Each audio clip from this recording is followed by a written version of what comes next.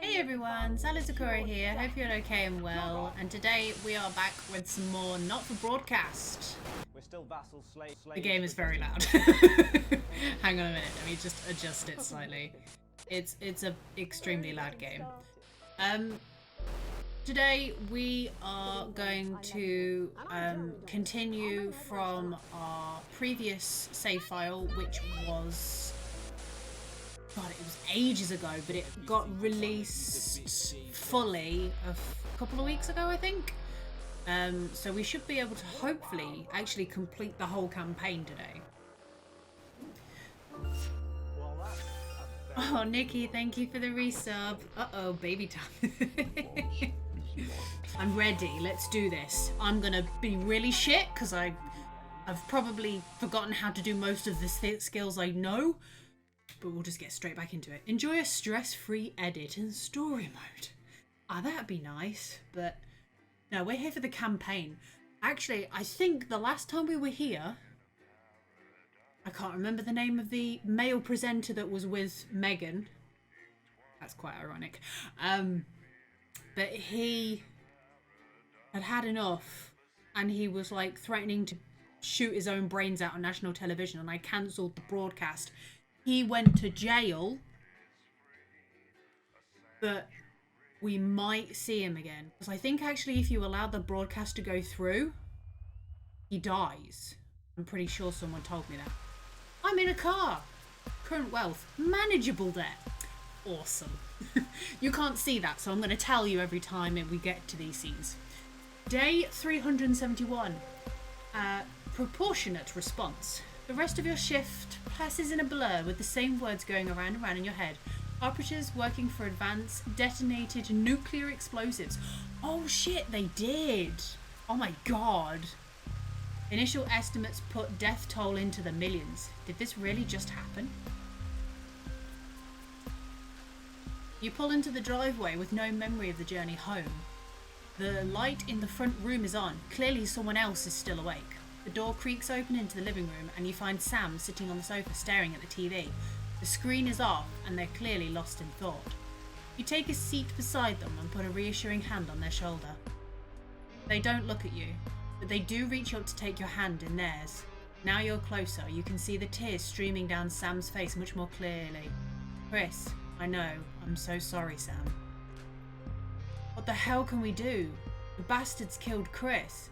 And millions of others, all because of their fucking war, which we never asked for. Behind the tears you see a fire, raw fury you've never seen in Sam before. I hate them, Alex. I know you've always supported Advance, but after this, they're monsters. I need to know you understand that, and that we're not going to help them anymore.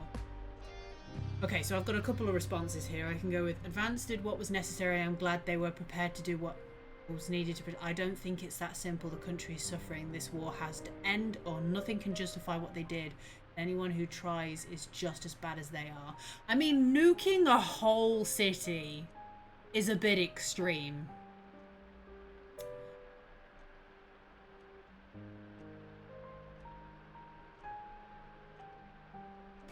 I mean, it is quite extreme.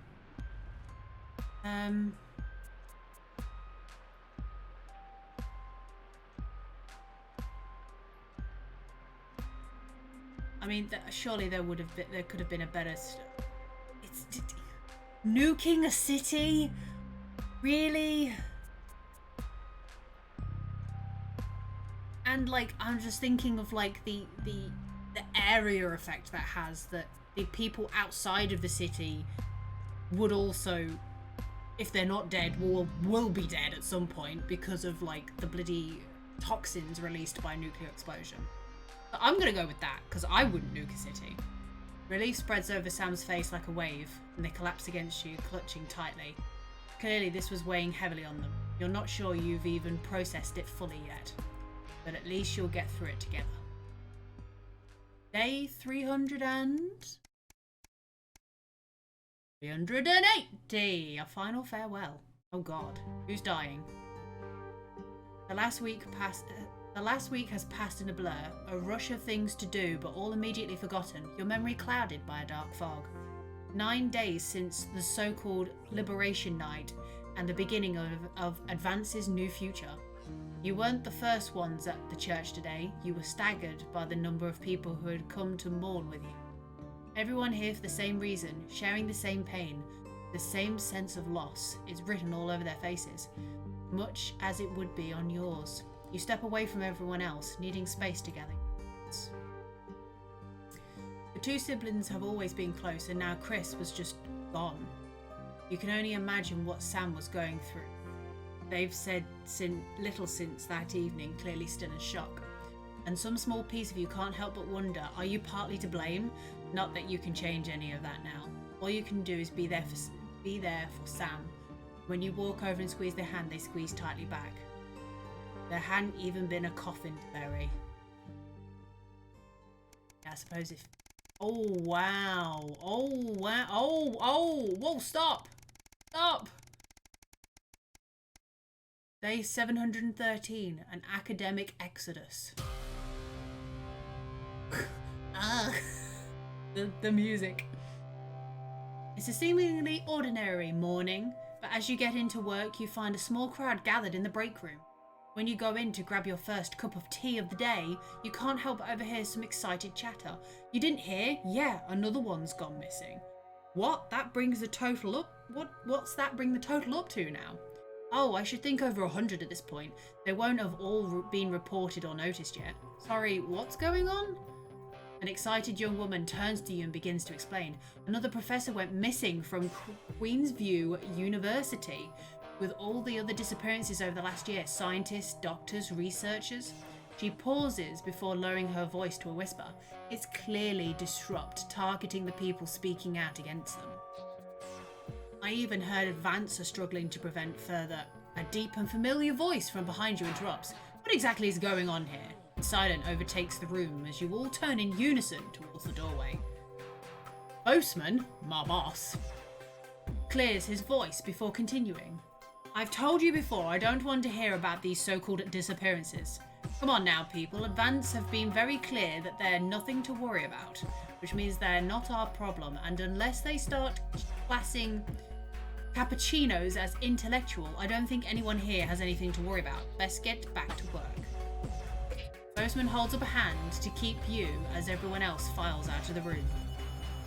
Look, between you and me, this leave it alone malarkey comes from high. It's out of my hands. So I would appreciate it if you would refrain from talking about it further and make sure the news is in line with that school of thought, yes? He gives you a pat on the arm and a smile before leaving you to carry on with whatever it is he does on his work. It seems that for better or worse, public ownership is now in full swing.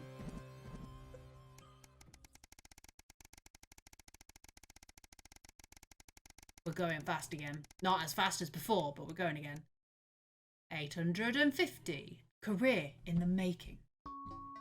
I'm still not back in the office yet.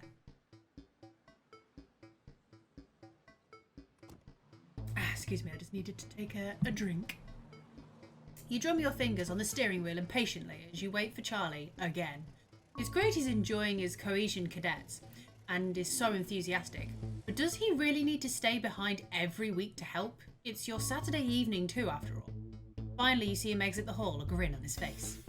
You can't help but smile back, the frustration starting to fade as you see him so genuinely happy. After hugging his friends goodbye, Charlie heads over to the car and gets in, his face flushed with excitement. So how was... You're interrupted as he can't contain himself any longer. Guess what? What? I'll play along. So obviously the Cohesion Cadets is a starting point for becoming a CCO, so we can get a head start when applying for that. Charlie gushes, clearly keen on explaining his news, almost tripping over the words in his effort to tell you. Well, apparently from next year, the top 5% of cadets will be taken into a special program to become CCMs, Community Cohesion Managers. And guess who's gonna be in it? He beams at you. I see. What exactly do these Community Cohesion Managers do? Oh, well, basically they need a new liaison team between regular people, the CCOs, and the Betterment Department. And that'll be us. People will come to us with concerns and we'll decide on whether they need referrals, and if so, to which department. Cool, right? So you're going to be helping people report on their friends and neighbours? Sounds great. Congratulations, bud. He's a kid. He's a child. With a grin from ear to ear, he sits back in his seat. Yeah, I'm so glad I joined. I can't wait to tell everyone. You chuckle. I think a celebration is in order. How about we pick up some takeaway on the way home? Yes, Soko. And the rest of the car ride is spent with Charlie listing every takeaway he can think of. It's great to see him doing so well. I mean, you can't help the kid. You know, oh, poor child. We can only be there for him. Spark to light flames. Oh, building on fire. You're surprised to find Sam in bed next to you when you wake up. They must have got in very late last night from drinks with the folks from school. You decide to let them sleep in and enjoy a lazy Sunday. With the house quiet, you decide to bring some breakfast into the living room to watch some TV while you eat. This is breaking news. Reports are coming in from across the country that large swaths of farmland went up in flames last night as part of what authorities are calling a heinous and well-planned act of terrorism by the group known as Disrupt. You drop your spoon back into your porridge and turn up the volume. In addition to food stores, which government sources have said will put a strain on universal menu centres countrywide, a number of CCO and civic buildings were targeted in last night's attack. According to Prime Minister Julius Salisbury, specification prisons and re-education and betterment facilities were raided, and a small selection of problematic and potentially dangerous individuals were forcibly extracted from lawful custody. Hold your breath, waiting to hear if anyone got hurt. Fortunately, the CCOs were well prepared for an event like this, and Disrupt appeared to be disorganised in comparison. While there were a limited number of facilities, these were entirely comprised of Disrupt terrorists, with only 3 CCOs reported injured in the various conflicts across the country. A significant amount of Disrupt activists were arrested and incarcerated, waiting to be transferred to a betterment centre. More on this story as it develops. You're interrupted by Charlie walking into the living room, bleary-eyed with a piece of toast. Anything interesting going on? He gestures to the TV. Mutely, you leave the news on as they cycle through the story again. Charlie watches in a hushed silence. By the end of the broadcast, they're dubbing it The Night of Fire. Everything is going to be okay, right? I hope so, we'll have to see. But we can't just turn around and be like, yeah, everything's going to be fine. Buildings are on fire and people are being incarcerated. Yeah, it's just sunshine and rainbows over here. Hey, I'm in the office. Day 912. Let's do it. Get some cake energy in me.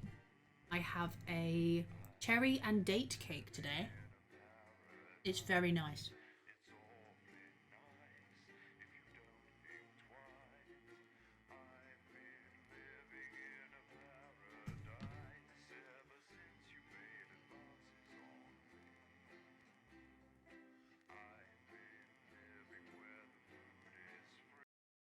Oh, we're going in.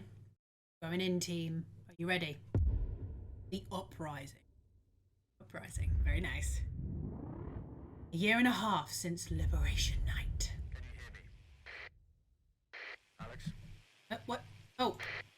This is Alan James.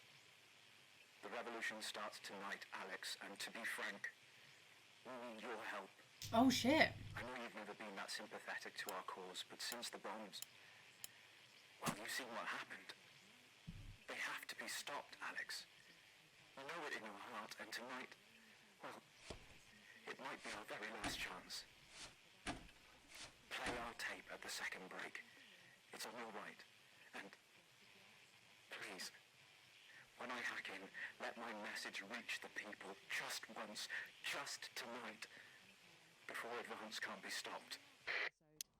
Wait, white one? Future leaders? I think I put that one in the middle one. What, you haven't heard from him? He's a wanted criminal, Colin. So's my nan, but she never misses her birthday. Your grandmother's on the run, Colin. Yeah. Armed robbery, resisting arrest, double homicide on the same bloke. She's right laugh. I hope he's all right, though. No, he's got this far, and your brother was fine. Going in 10 seconds, everybody. I wonder what they're doing to him. Annoying him, probably. Not probably, definitely. Going in 5, 4, 3. Go. Good evening. This is the National Nightly News broadcasting across the territories. My name is Megan Wolf. Our top stories tonight. Future legend. It's been 40 days since Disrupt conducted multiple attacks across the territories. During the coordinated action, subsequently dubbed the Night of Fire, emergency services were kept busy at the agricultural centres, while a series of covert attacks were carried out freeing political prisoners, including former newsman Jeremy Donaldson. He's a Nothing's good been person. heard I from like since Jeremy. the violent Disrupt attack on his convoy 6 weeks ago. Donaldson was on his way back to Betterment after his notorious court appearance. All of us here at Channel 1 hope that wherever he is now, he's safe. I'm sure he's Food, fine. glorious food. With the last of the menu centres opening in territories 5, 8 and 14 today, Advance confirmed that the programme is now in full operation, providing free food for every citizen of the new future. What started as Coming in a rationing box. 20 weeks I'm ago sorry, it's has coming in a blossomed into box. social contract that is the envy of the unawakened. world. Envy? Fucking, it's in a box. Captapants, It's in a box spokesman now. for the menu centres, said today that while they can guarantee the contents of every box is nutritious, the actual quality of the meals you cook depends on whether you have a touch of Chef Jordan Rankley or the culinary skills Jordan of a Rankley. professional footballer. Happy Love it. talk. Record happiness levels have been reported today across the territories. As more and more former countries join the new future, a survey carried out by scientists at Queensview University reveals a stunning fall in depression, self-harm and suicides. I'll put the graph especially in up. those territories which People have like graphs historically on the faced news. The most unjust of indivisions. According to the professors, the binomial trajectories of the Bezier distribution show signs of becoming both inverted and protracted when dispersed over the square root of time. By applying Harrington's third law in conjunction with the Val's variation, we can clearly see sorry, what? things are looking mathematically good for Julia Salisbury and Advance. Something's coming. Unsubstantiated rumours here in Territory 1 of armed protests tonight by increasingly desperate Disrupt terrorists. Despite the best efforts by the government, the self-styled resistance movement has continued to carry out a series of ever more extreme attacks. Yeah, Increasingly screaming with unstable a stupid Disrupt mask on his face. spokesperson, He's an idiot. The conspiracy nut Alan James has not Conspiracy ceased in his lurid attempts to radicalise the public against Advance. And an ending of sorts tonight for 3 stories we've been following. A fistful of dollars. After a highly profitable year, Remington's Fist today announced the opening of their new high-tech underwater corporate HQ. They're both the same photo. CEO Sophia Remington, pictured here, departing for the new HQ built using underwater FLAD technology, commented, "We've put windows everywhere, saves a fortune on aquariums." A happy ending there for Sophia Remington. Fun guy. Unexpected news today as 2 familiar scientists announced the birth of an extraordinary Same science. photo again. The underground struggle of doctors David Wong and Ingrid Sporsborg and Horgensvoord captured I'm the sorry, hearts of what? people around the world. What a And name! after an arduous return voyage, which took over a year, the couple say they've never been happier. Baby Dante is said to be healthy, if a bit partial to the airing cupboard. Man on. Footballer Johnny Hansleeves and his new wife Tiffany the same Lord photo proudly again. announced today that their little team was 1-0 up at full time, which apparently means that they're having a baby. Once beset by tabloid controversy, Johnny Hi, seems Key, to sweetie. well Welcome to the with stream. I family hope you're life, well. calling this latest news the ultimate golden goal, if a golden goal also peed on you. All that, plus we'll be taking a trip to Dangley Parts for the notice board, as well as getting a sneak peek at the hottest ticket in town. That's all coming up on tonight's National Nightly News. Oh, interference.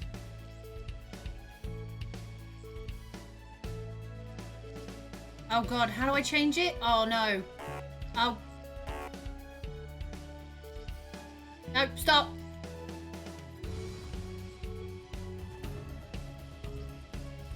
God. Ah!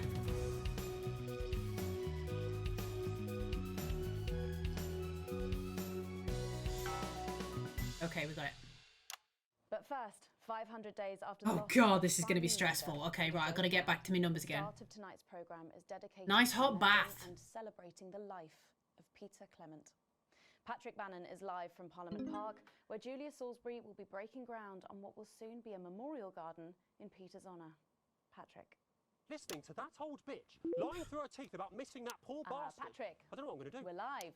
Because I'm not being funny. Things were better with Peter, weren't they? Patrick? They were, and I don't mind saying it. They were, because he held her back. But now there's no stopping Hello, her. Patrick, we're Of live. course, can't say that, can I, Francis? No, not with public ownership. No, with public Having a ownership, you little can't say problem with anything these Patrick's days. earpiece there. Now she's lost it, mate. She's completely off the rocker.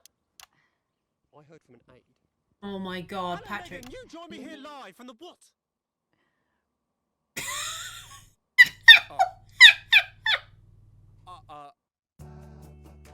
Seems like we've lost some signal there for a moment. Well, we will The go cat, live the to cat. groundbreaking ceremony just as soon as we can get Patrick back.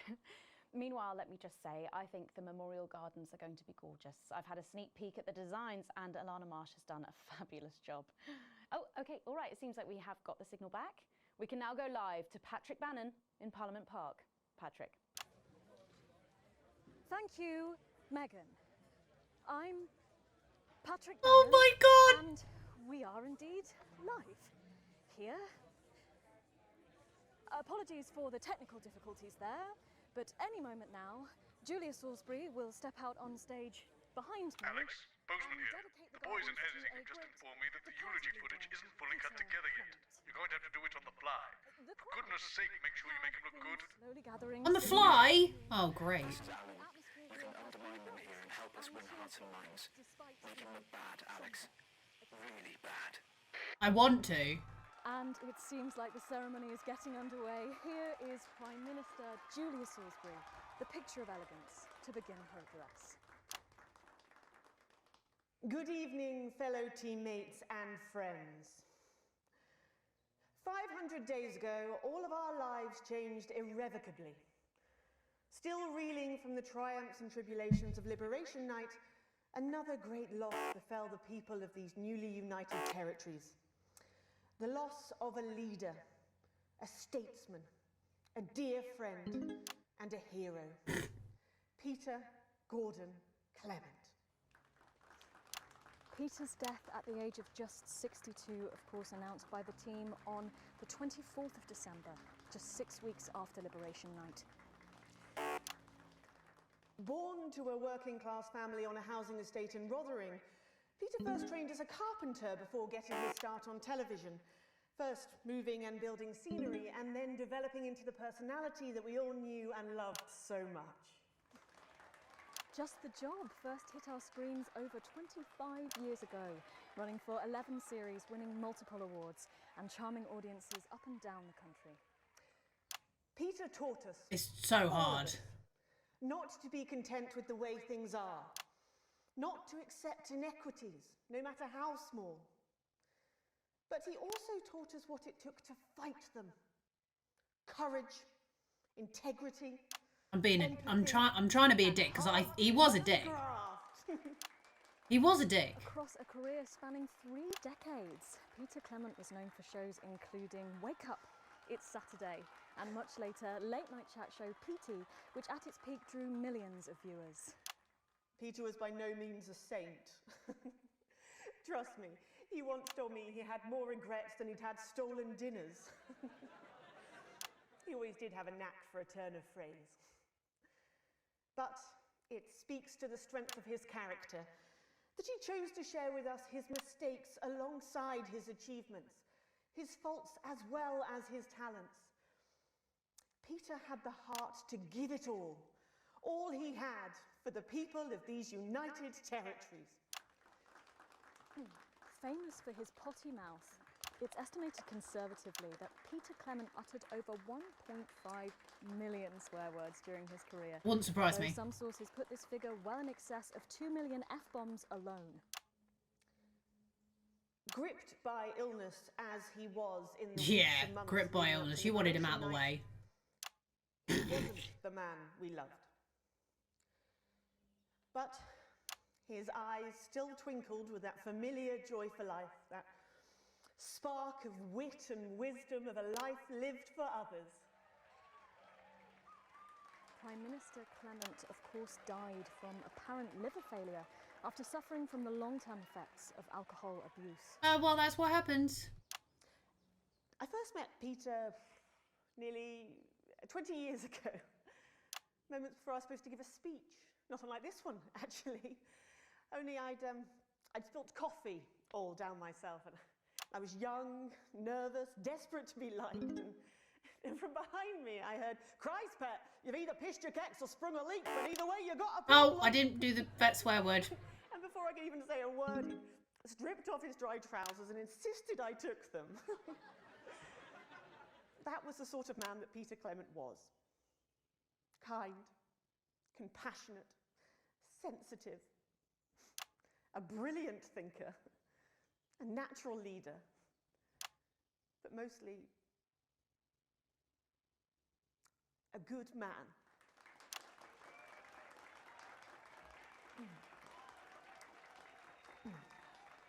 This glorious Oh. this Oh. shining beacon of Thank you, Alex. equality and There'll be another humanity opportunity to steer public perception soon. It's really starting. You're welcome. Despite his accomplishments, the future he forged, the boundaries. I'll he lose me pushed, job, but you're welcome.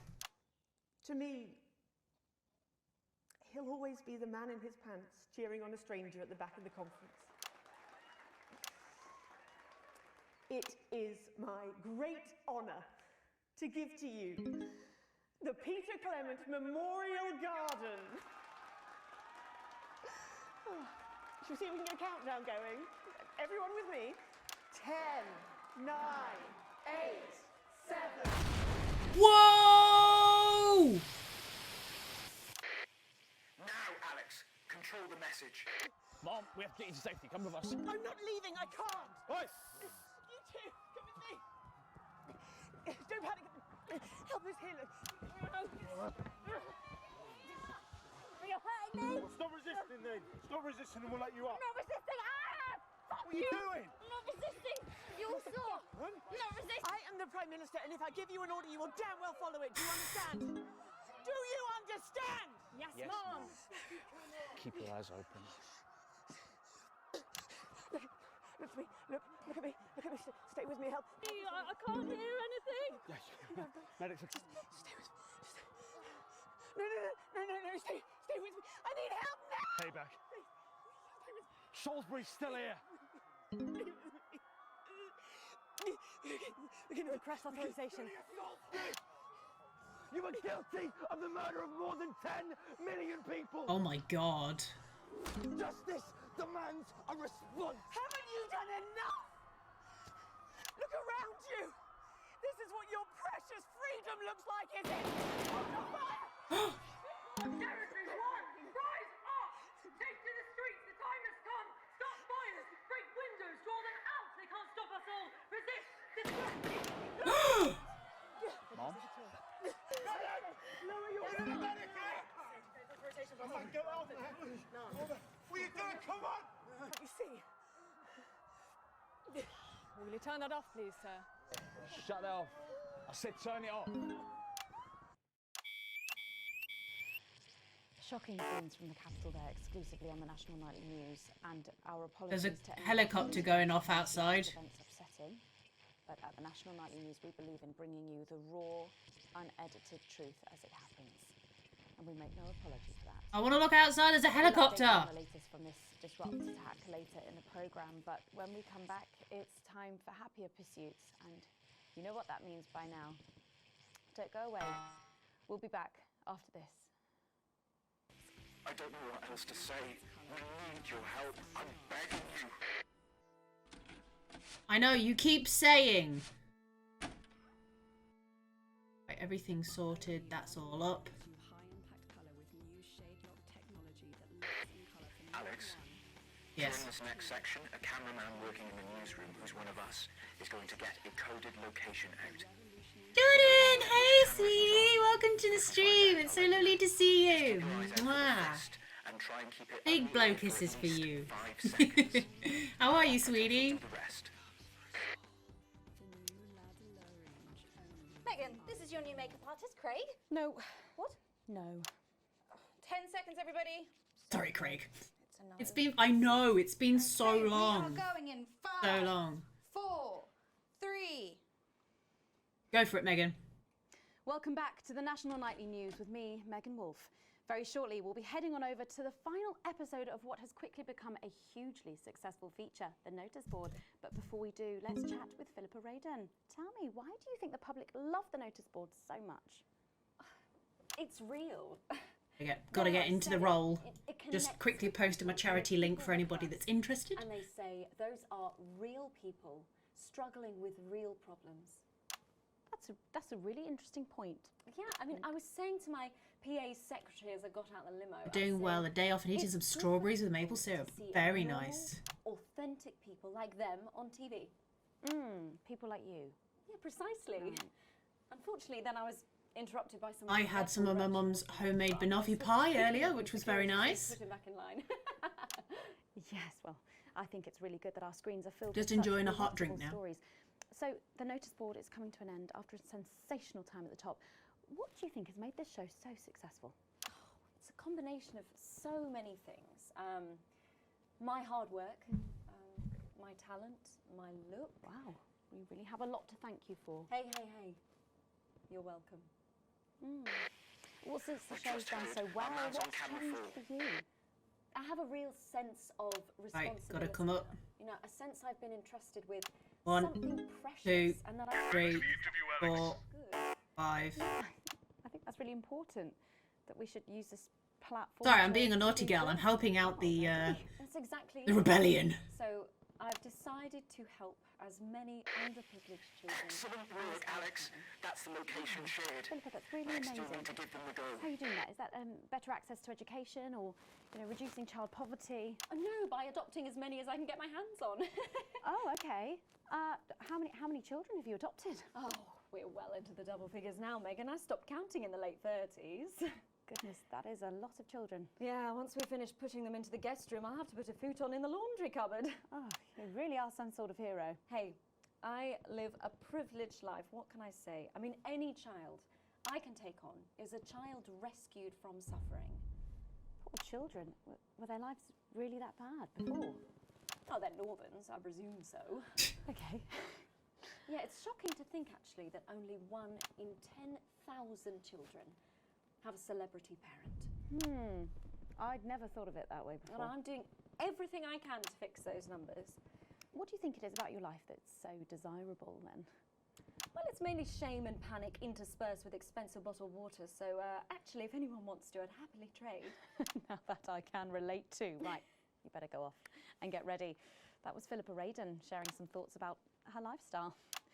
I think it's really important to stay grounded and keep everything in perspective. Here we go. Clearly, Jordan, are you ready for the ridiculous affair that's about to come on stage? You're going to love this stupidity. Final ever episode of The Notice Board.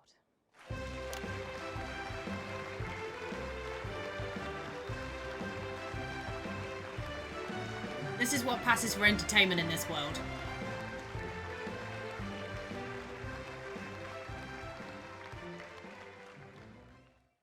What a day! First the tea morning, and now to post this notice. I don't know how I managed to cope with it all. Oh wait, perhaps I do.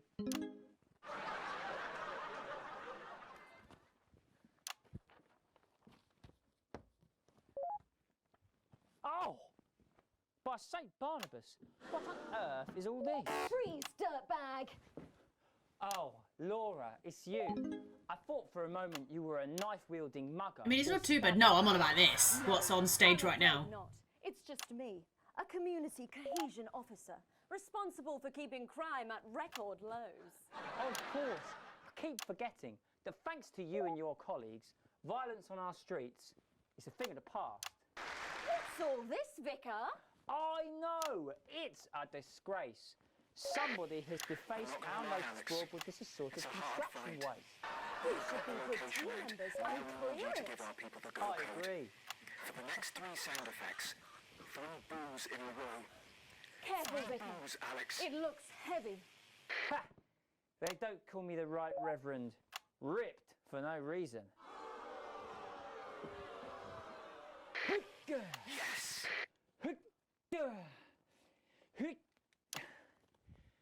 It's no good. It looks like all those crucifix classes were a waste of time. Perhaps you, a young CCO, would be able to move it. 2 for 2. Fantastic.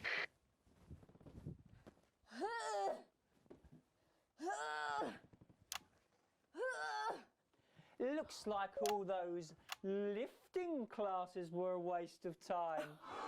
It's too heavy, even for me, a strong and capable woman. Alex. Surely there's no one alive strong enough to lift this. Did someone call for the best firefighter in town?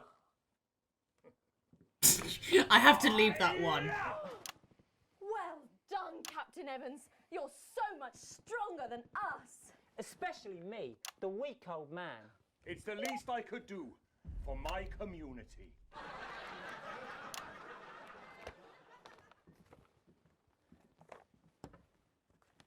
A load of shit this is. No luck catching the little devil then? Unfortunately not. The ferrets struck again last night. When Ray opened the post office this morning, he found that every single stamp had been pre-licked. My God! Some people have no decency. Sadly, if we don't catch him before tomorrow, we may have to The cancel dude with the this hardstyle hat all Don't the way. worry, we won't let that happen. Will we, Vicar? No, no, no. Laura, tell me, why do they call him the ferret? Some say it's because of his sneaky nature. But really it's because whenever he strikes, he always leaves behind the foul stench of urine. Never fear, officer. We'll catch this pissy nuisance and save the village fate. Or my name's not Captain Danger Evans. The community cohesion team are doing their best, but they simply don't have the smarts to solve this mystery. But I know someone who does. Someone who's about to blow this thing wide open. Me! Blackout!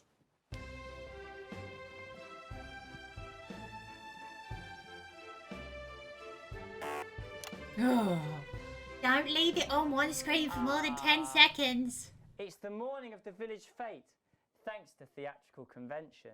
I sure hope everything goes to plan. Oh, look! There's Mrs. Craven setting up her cake stall. And look, there's the motorcycle display team, setting up for a show that will be far too expensive for live television. I'm going to set up the coconut shy. What are you doing, Vicar? First, I'm running the tombola. Then, I'll be selling forgiveness for money.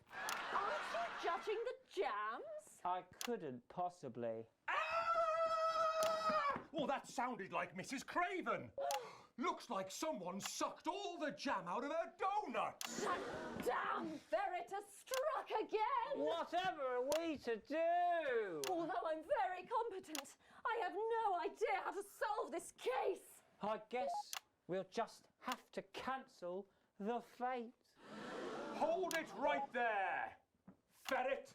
Me? Have you been drinking from the fire extinguishers again? Not you, the vicar. I don't know what you're talking about. Admit it. You wanted the village fete cancelled so you could have the day off, didn't you? I already have to work Sundays. I shouldn't have to work 2 days a week. But how did you know? Well, my first clue was the smell. Yes, I do smell of urine. Next, I noticed that the vicar's tongue was particularly dry, almost as if he'd been licking thousands and thousands of stamps. Or perhaps eating Mrs. Craven's baking. Which brings me on to my third clue. The vicar said that he had no more room for jam. Almost as if he'd had his fill. Precisely. But you managed to figure it all out from that? Well, I also found this at the scene. That proves nothing. No! Get him out of here, officer! You did it, Captain. You could say you ferreted him out. Hey, come on. Let's go and have a party in my massive garden. I am doing well. Thanks to you, we're all doing well.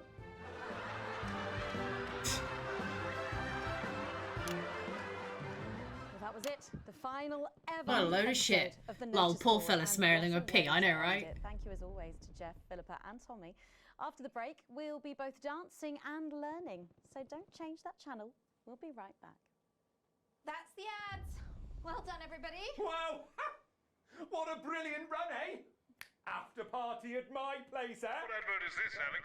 I don't remember passing in your broadcast. Snake there. I've got 4 kinds of sausage. Hey, you! Talking about You coming to the after party? and how progressive their policies are. Well, I was wrong.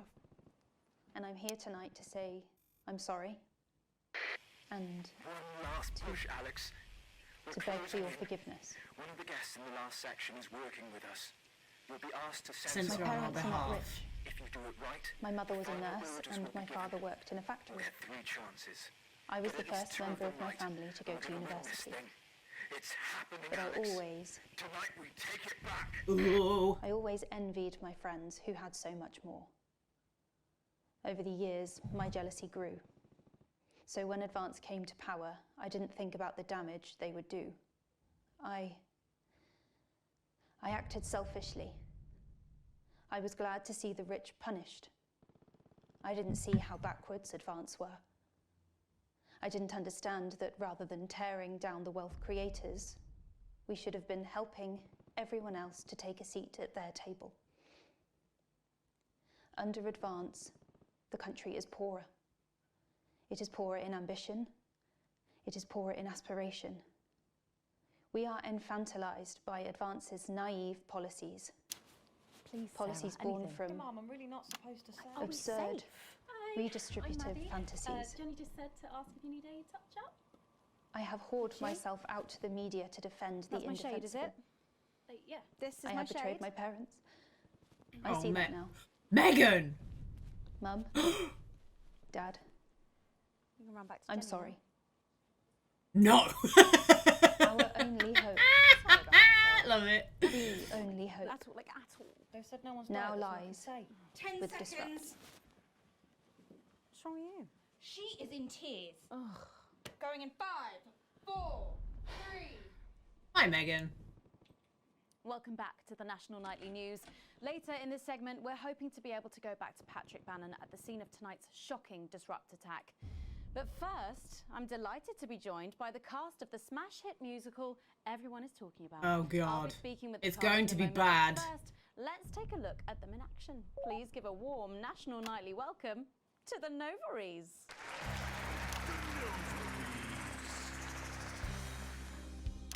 Hello? Doctor? Yes, I see. Thank you for letting me know. I have a decent life. I'm a happy, loving wife. And my job is well paid and fulfilling. I have a husband, John. He's due home soon, won't be long. And I have to tell him something that is absolutely chilling. We share coffee in the morning and we make love every day. We take time alone together to talk and laugh and play. We prioritize our needs. We do charitable deeds. But the flowers of a happy life are now beset by weeds. I'm home. Oh, darling John. Oh, dearest John. There's something very wrong. I've just had a conversation with our doctor, David Wong, so please be seated. This news will make you feel defeated. The scans revealed a lump. You poor unlucky chump. Is it cancer? Worse, oh, John. We're having a baby. How is that worse? How can this be? Oh, woe is me. Why has this happened to me? I always wear 2 condoms for the maximum of safety. What? Flat, we built a peaceful habitat. Now our lives are fucked. We're having a baby. Oh my god. Now you can't have any wine at book club. And there won't be any time for foot rubs. Now your hair will stink of weed. And you'll start to disagree. And forget about that holiday in Territory 3. No more waking up at 10:30. In fact, you're never going to get a good night's sleep again. No almost have decisions to go on to a club. You'll be lucky if you even make it out to the pub. Why can't we be more like our gay and lesbian chums? The only glue they have to deal with comes from personal bums. Oh my god. Take a sick day at home. The parasite won't leave you alone. He's wrong. We're our top priority. I look after you, and you look after me. Ain't no trouble and strife. We got a childless life. Oh my god, no, the baby. Yeah, this is the type of thing that this show does, and I love it. One draws things on the wall. A happy husband, a wonderful wife. We got a childless life. We're having a baby. We're having a baby. Changing nappies daily. We're having a baby. No more weekends by the coast. Now your kid is uppermost. It's more than a passing craze to have childless days. We're having a baby. Food and drink thrown everywhere. Death trap toys at the top of the stairs. Every parent prays to have a childless baby.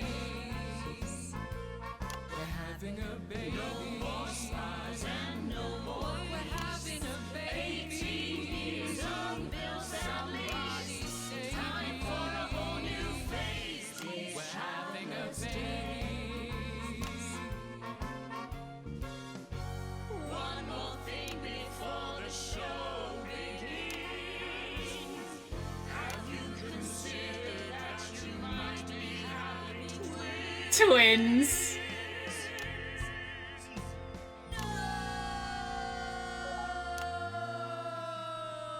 That's brilliant. Laugh. Laugh. Amazing. The Novaries there, treating us to their opening number from Elegy for a Childless Life. Which Oh is my currently god. the hottest Not ticket in the twins! National Theatre District. I know, We'll be right? touring the territories later this year.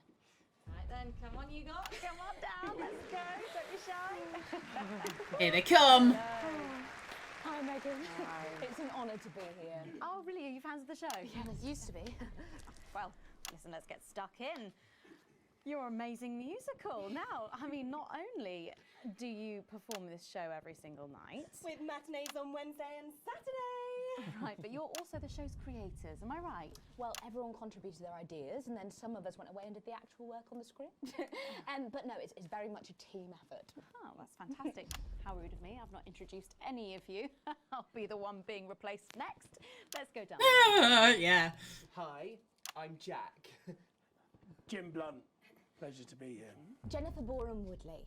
Hello, I'm John Satley. Used to be in the business professionally. My name's Jill with a J. And I'm Janet. I'm the youngest. That's incredible. And you were all friends previously. I mean, what a coincidence, right? with your names beginning with a J. Oh my goodness, guys! Our names all begin with J. How have we never noticed that? I've got to have her face on the screen. That's brilliant. You? Why didn't you say anything? I thought we all knew. It's bloody obvious, isn't it? I just thought we were doing a funny thing where we never mentioned it. And I believe as well as being friends, Wow. also couples, you know, in real life as well as in the show. Well, not exactly. No. I'm not married to him. I'm with Janet. And I'm with John, you lucky bean. Jim and I are married. 4 fabulous years. Well, that must make for some confusion in the rehearsal room. Well, you should have seen the first draft. Jen decided that Jack would play Jim, I would play Jack, Jen Janet, Jill Jen, Janet Jill. Oh. What about John? Well, my character was originally just called Man 1. It was allegorical. It was very confusing. Not for a professional. After much toing and froing. And gnashing and wailing. And and gin and tonic. We decided that we'd just use our own names, which is less truthful. We're also less likely to go into the wrong dressing rooms. Oh god, yeah, that would be very embarrassing, wouldn't it? Of course, when I first wrote it, we were only meant to run for a few nights at the Mimbley Village Hall, but when I registered it with the Department for Culture, it caught the eye of someone high up, and before you could say overnight sensation, we were transferring to the capital. It's all been a bit of a roller coaster, really. I'm only 19. I'm the youngest. You really don't have to repeat that. Oh my god. I had to give up my job as a mortuary technician. Well, yes, we all had to move to the capital. I love that job. Oh. Very turbulent time. Poor guy. Peaceful. No singing. So peaceful, no singing. This piece isn't political, is it? Stand by, Alex. No, Sense of the absolutely not. orange. It's about Aye, aye, Captain. and why you shouldn't have them. In a way, I guess it is political, with a small p. After all, we are a solid unit, and eagle-eyed audience members will see we nod our heads to advance on stage throughout, and we target the messaging at women aged 22, well, about 35, as they're the most likely to be afflicted by this terrible problem. Terrible problem. Having children. Well, you understand, Megan. You clearly agree. Oh my god. Of course, we see that there are advantages to a family unit, but eagle-eyed couples watch as the little parasites advance on their lives, and there's no time to play the guitar, get through a book, or watch a movie. They're exhausted, passed out on the couch by 20 to 9, for God's sake. You're very chatty tonight, dear. Usually I'm the chatty one. Oh, sorry. You're the youngest, we know. It's not a badge of honour, Janet. Janet, please, Jennifer. Oh, well said, John. Thanks, Jack. Got you back. So could you just tell us what is the play about? What happens in it? Well, Go ahead. it's a tragedy, obviously. Jennifer, myself, Wow. and John have their child, and then the story charts the downfall of their hopes and dreams. And there's lots of singing. I'm dancing. A lot.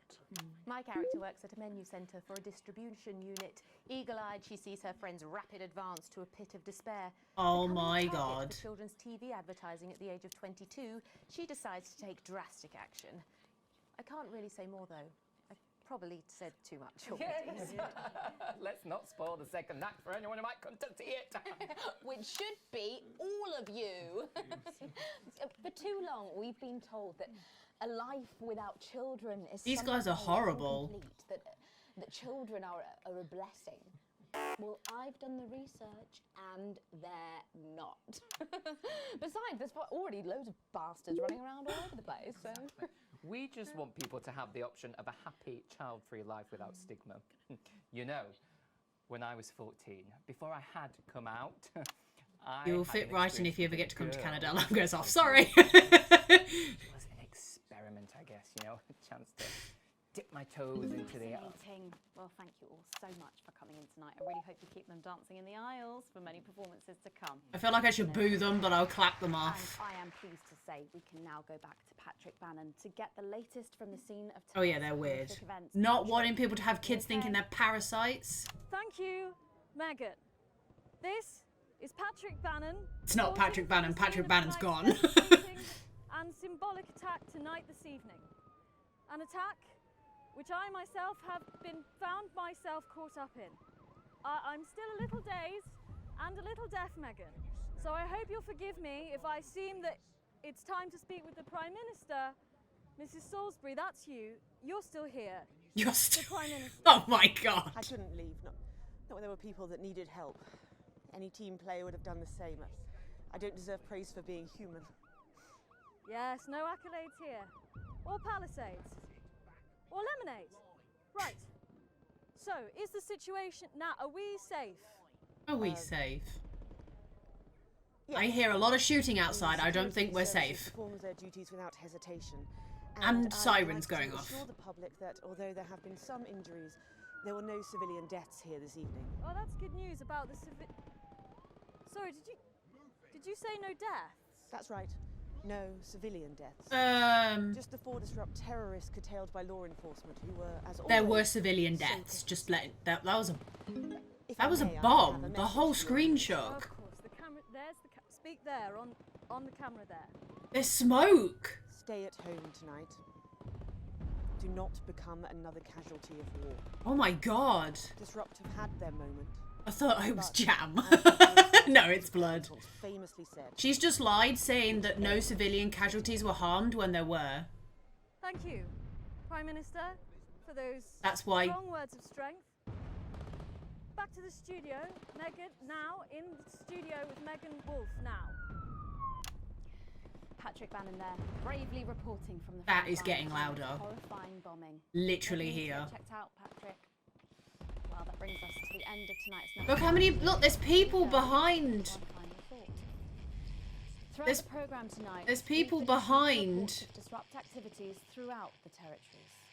Through a series of coordinated attacks, Oh my these God. terrorists are attempting to undermine Advance's vital work. However, sources at team headquarters have told us that this placid revolution was not only predicted, but allowed to happen. Our government have lured Disrupt out from the shadows. Megan! And they Yes! will be overwhelmed Go, Megan, go! by belief. The military have been actioned, and well, it's pretty scary out there tonight. So stay at home and stay with Channel 1. Go, Megan, go! Best girl. Program that the turbulence will soon be over, and we can once again focus our minds on building a new future. with Oh my god. and resources. Whoa! Let's make tomorrow. Damn it, Alex. Tonight is the beginning of the fall of Advance. Oh my god, there's a building on fire! Permission to detonate. Permission granted, old friend. We are going to detonate. Look out your window, Alex. See what you helped make happen. Whoa! She's coming down. This better be fucking worth it, guys. I don't want to lose my job.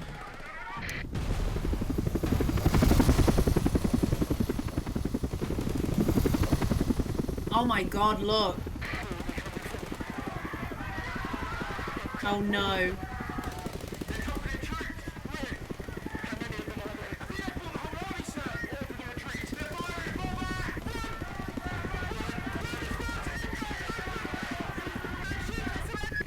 Oh my god, they brought in a whole army.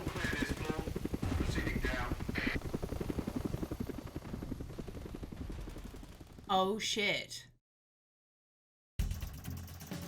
Wow. Hang on a minute, I was gonna put my light on and I totally forgot. D? D? Fuck you guys, I did well. Broadcast grade C. Fine. You have received your full wages. Yay!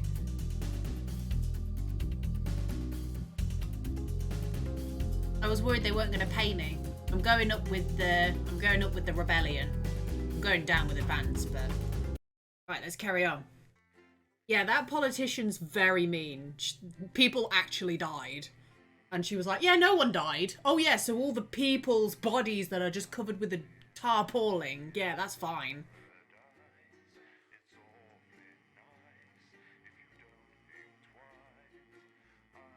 Also, she was responsible for setting off a nuke and literally wiping out 2 million people. I'm sorry. You're going down, love. You don't drop a nuke on a town. Right, day 913. Important review. You arrive at work a little early, despite a stressful journey in. You still aren't quite sure of everything that happened, though if the swarm of CCOs all over the building is anything to go by, this isn't just a Channel 1 matter. This is confirmed when you were informed you need to speak to Boseman immediately and are escorted to his office. I'm in trouble. Hey, Key Sweetie, welcome to the stream. I hope you're okay. You nervously sit outside, waiting for your boss. A few minutes later, the boss man arrives, dishevelled, with a stern-looking CCO in tow. Ah yes, Winston, good. This is Specialist Ables. She will be observing this interview. Please come inside and take a seat. The ruddy-faced man bustles into his office and leaves the door open for you to follow. A few times you've been in here before, it was immaculate with everything in its proper place. Not so today. It must be serious for Boseman to be this flustered. Good gravy, no one give her any more things to blow up, I know, right? She's a mean lady. So, Alex, do you know why you're here today? Boseman's eyes are sharp. His gaze is fixed on your face from across the desk. Abel is standing behind you, out of sight but definitely not out of mind. I assume it's to do what happened with Disrupt last night? Let's just be honest.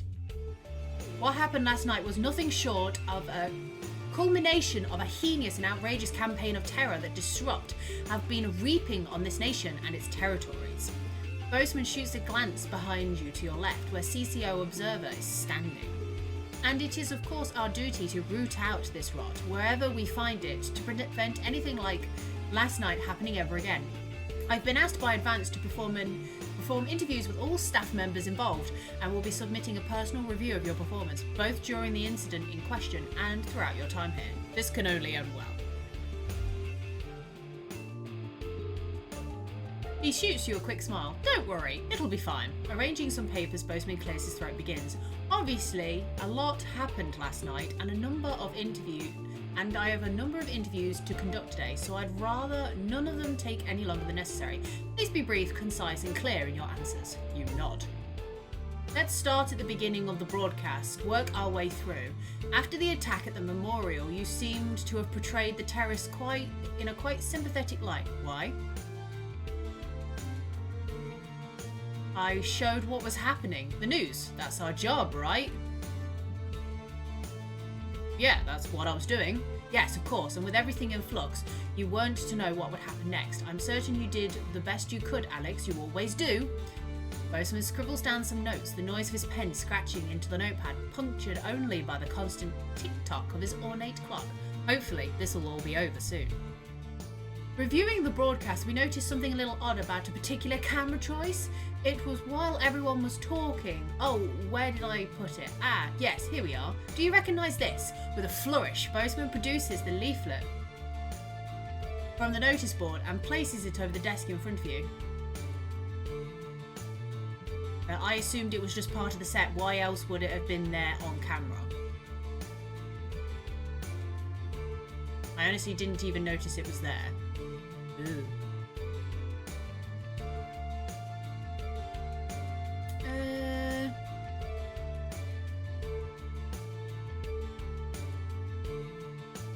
Yeah, I just assumed it was part of the set. Well, that makes sense. You aren't responsible for maintaining the set. You can only assume that what's there is meant to be, after all. You get the feeling that at least some of the above was for the benefit of the CCO in the room. Thank you, Alex. And again, for Abel's benefit. You're so loyal. Not exactly subtle there. There was one thing we noted during the finale of the notice board. Boseman picks up some notes on the inside of his desk. You seem to play an odd choice of sound effects relatively early on in the show. Oh right, okay, now I know what he means. But all three boos, why did you do that? I'm sorry, I was under the impression that I could pick freely. I felt they were the most appropriate choices, art is subjective after all. Well, of course. Obviously, we wouldn't want all of our shows here at Channel 1 to be as successful as possible, and we allow our staff a significant degree of autonomy. I'm sure no one would try to fault you for simply having a different sense of humour. You can see Boseman is frowning as he writes this, clearly not convinced by his own words. Maybe he likes you more than you thought. Aw, thanks, Bose. Thanks, Bosey boy. How many other people would he be interviewing today?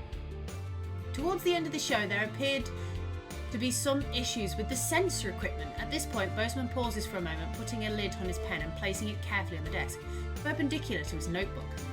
How do you explain the fact that you censored perfectly acceptable language during the final sentiment? There seemed to be an issue with the machine. Frank probably forgot to do his checks again. I just do what the display tells me. I don't decide what's supposed to be censored.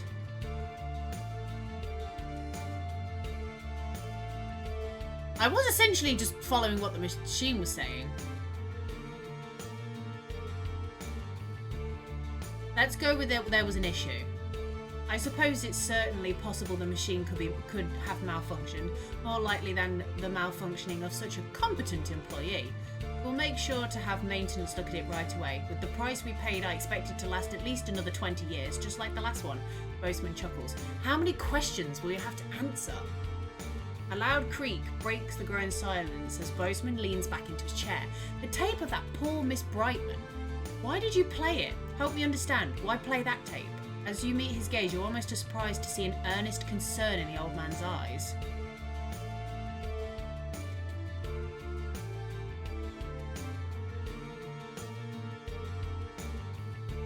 I was worried what Disrupt might do if I didn't play it, or it seemed like the news isn't that what we do, show the news. This is worse than 20 questions, I know, right? Especially with the person behind me that could just literally have the power to take me away and lock me up God knows where, in a bloody correctional facility where they brainwash you to think like they want you to think.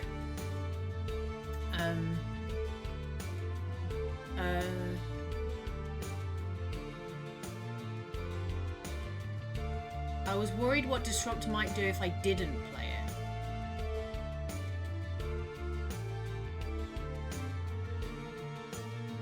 Ooh, I don't know about this one.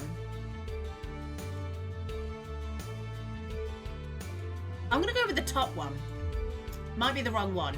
You watch as Boseman slowly cleans his glasses before answering. Well, at the end of the day, you chose to do it, Alex. I don't know if I'd have done the same in your shoes, but I think it's clear enough that you thought it was the right thing to do, and that's all we can ask of you. He clears his throat and leans forward again, a smile once again on his face. I believe that's all I had for you anyhow. Thank God it's over. I think that's all the information we need for now, thank you. Could we have the room, please? This last is to the CCO, who grudgingly accepts, and you hear the door close behind her. Look, Alex, I don't know how involved you were last night, and frankly I don't want to know, but honestly it doesn't look good. I've done what I can because I like you, and I can't promise it will be enough. Best just go home for now. There's no work for you until we get a new satellite tower up anyway. As you leave, you see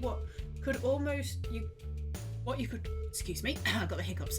What you could almost swear is sympathy in the old man's eyes. Top was the good choice. Yeah, like, just being like, well, isn't it the news? Like, because you could turn around and be like, you could say that you'd been blackmailed by them. They, like, blackmailed you to be like, if you don't do this, we're going to, like, go after you. You could go, like, extreme. They were going to go after my kids or something. They knew where I lived or whatever. You know, I was trying to protect my children. I'm sorry or something. But, you know, back to normal?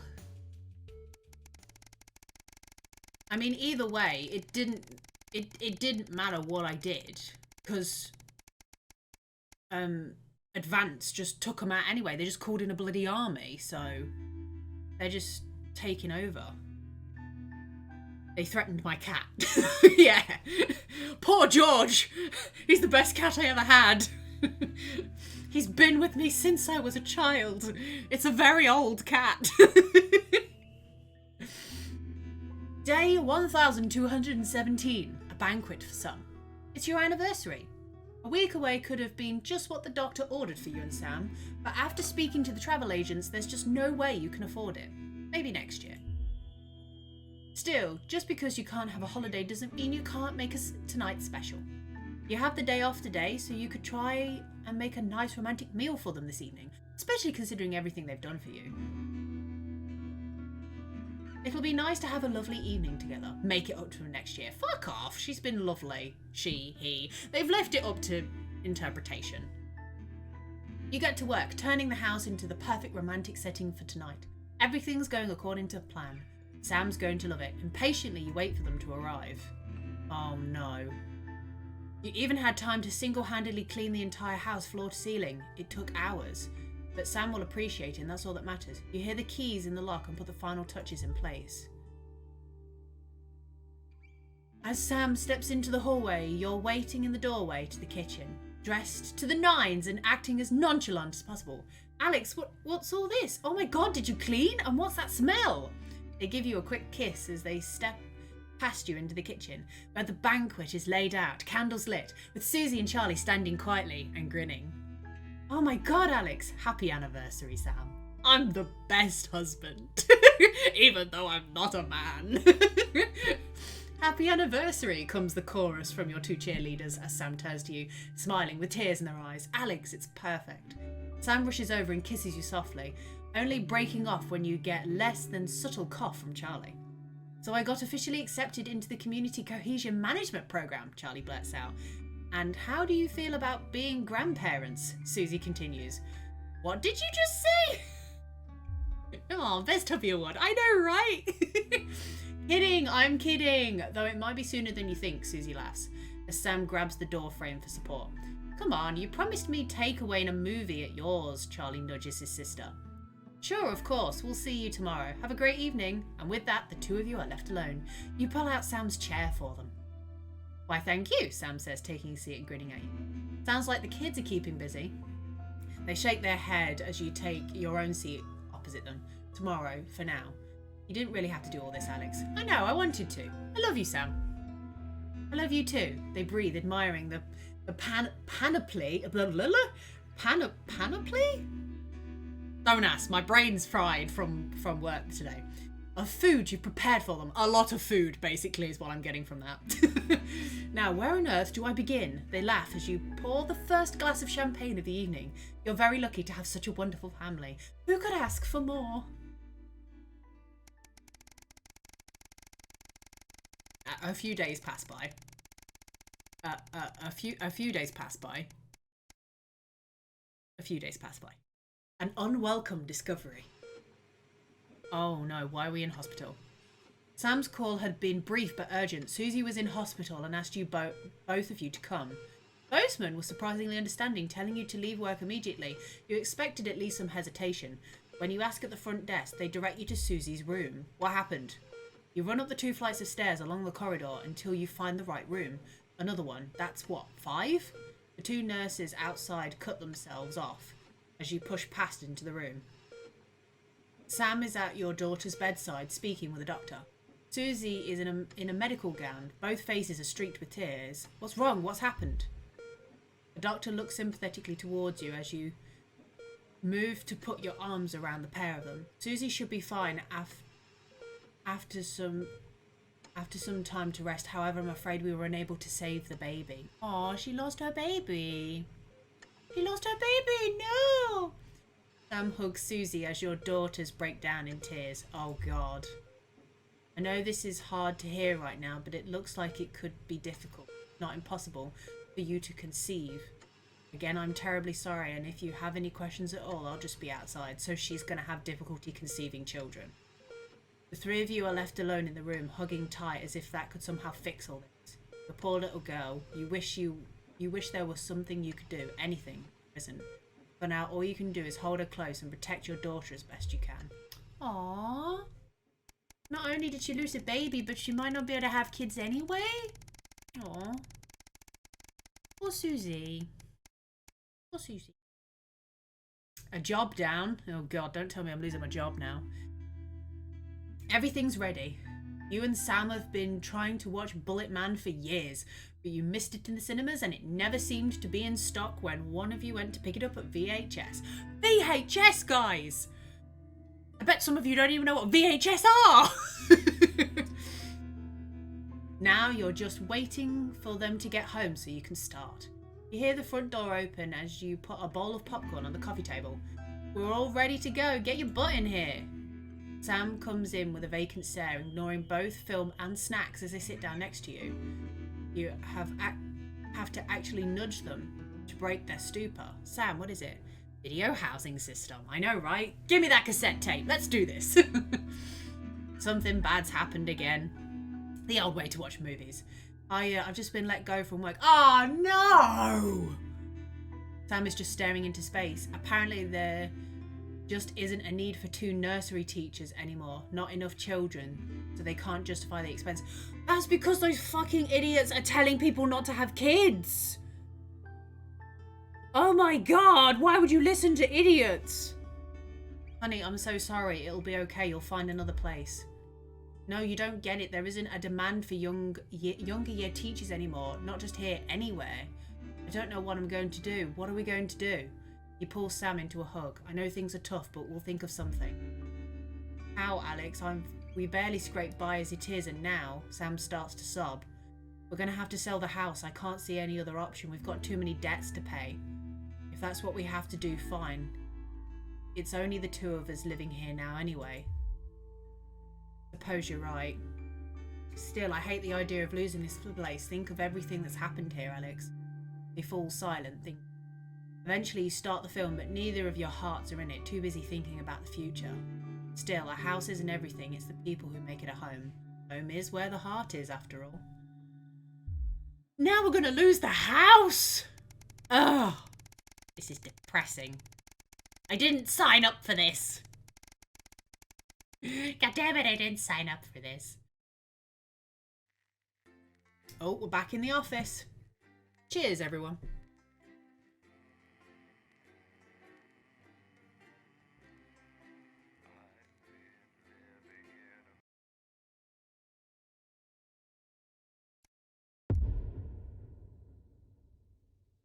The sterility? 3 years since the uprising, or... Hello, Alex. I've checked the schedule for tonight. Nothing major to report. Certainly isn't anything you can't handle. Still, at least my daughter's in for Advance's new initiative. That should liven things up a bit here. Keep up the good work. New system! I got a new computer system! Eat. Eat! Ever since you put glasses on me. Right, put in me jobs. Right, I'm ready, boss. Hitting us with those feelings. I know, right? I'm ready, boss. Quite like this white setup. It's very nice. Not sure what was on the wall originally, but it's been ripped off. And this is Jenny. She's the floor manager. Hi, Stacey. That's Colin. He, do you know what? Just don't talk to Colin. Not getting involved and bring your daughter to work day, Colin. Nah, we don't believe in it. All right, come and sit next to Mum. Believe in what? Just days. Atta girl. 10 seconds, everybody. What, all of it? Monday's a myth. That explains so much. Okay, we are going in 5. Ready for you, Megs. 4, 3. Good evening and welcome to the NNN. I'm Megan Wolf. NNN? What? What's this, you might be wondering. Well, it's Bring Your Daughter to Work Day here at Channel 1. So I'm joined tonight by my foster daughter, Stacey. Say hello, Stacey. Go fuck yourself. Right then. Here are the stories that I have to you. First up, with Advance confirming that the nuclear fallout from the 20-week war is to blame for the drop in birth rates across the territories, we asked you what keeps you going. I know that I, for one, was quite deflated when I heard about this, but reading all your submissions has really put the smile back on my face. This is from Drew in Humberset. To take our minds off things, me and my partner have been building this house for our hamster. It really does distract us from thinking about the 85% Oh my, she does not. sterility It's rate. her next week, foster we're building daughter, nibbles so it's not for actually her country, daughter. A loft conversion and a holiday She home. seems like a bitch, though. Thank you for that. And if you've started a new hobby, do write in and tell us about it. Next up, you know how we love your uncanny comestible coincidences, and I don't know about you, but I think this one really takes the biscuit. I'm not sure what I'm more impressed by, Stacey. The things our viewers spot, or the unbelievable way our menu centres are now able to feed every team member every single day. Greg from Proddington has sent us this lovely photo of their breakfast, saying, I couldn't bring myself to eat my toast this morning because I could swear it bore the spitting image of the great Julia Salisbury's relatable face. So I had If to only make it do was with burnt butter like and that. 2 spoonfuls of jam. Do keep those coming. Sorry, in. I'm mean. Go on, have a go. We've just got time for one more of your stories. Wow. And this one is an inspiring story of rehabilitation. That's it, just tell us who it's from. Yeah, and then read it out. Okay. Apparently, this is from Sherry Intendant. Here I am, just 6 months out of betterment. I'm healthy, sober and working thanks to the facilities I had access to on the inside. I'll never have to go back to my old life of stealing cars and burning down charity shops. I just wanted to share. We absolutely love hearing the way our neighbours and team members have been. Wow, look at her face. Do let us know your stories here. You can do this bit, Stacey. No, you're right, thanks. Come on, give it a try.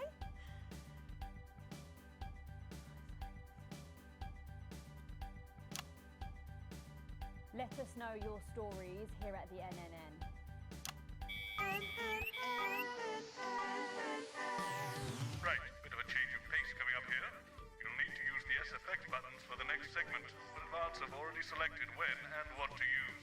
Okay. Stop. Just follow your government orders. Government orders? Oh, God.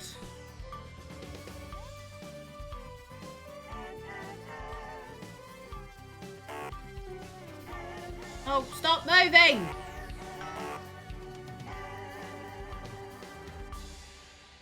First up tonight on the NNN, it's time to celebrate this week's team lottery winners. I didn't quite hear what he said, Shakespeare so... Theatre, right here in the capital, we're going to hand over to Julia Salisbury. I suppose you don't think much of her either, eh, Stacey? She's got a lot more going for her than you wankers.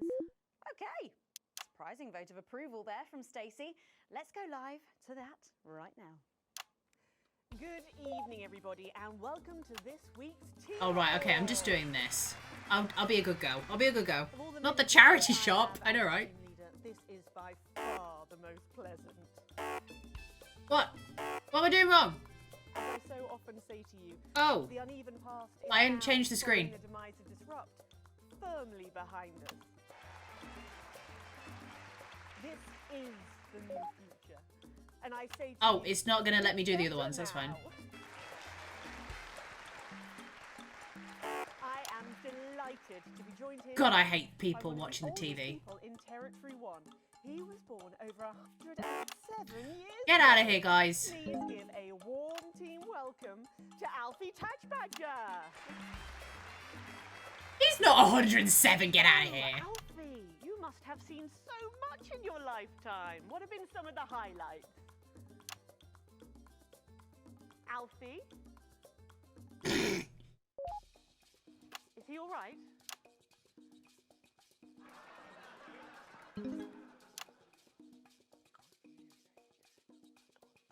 His hearing aid isn't turned on.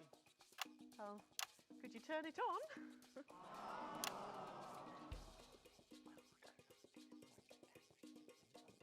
He says it drains the battery. It drains the Tell him battery. that we'll buy him a brand new battery after the presentation.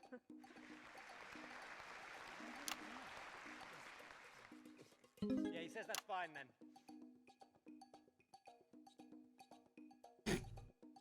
Turn it on then, you stupid bastard. Help him with that. Yeah, help him with that, please. Sorry, can't get the staff. Wow. We got it. If he's 107, I'm 85. You look fabulous for 85, my darling. So, Alfie. What? You're 107 years old. Oh, don't bloody remind me.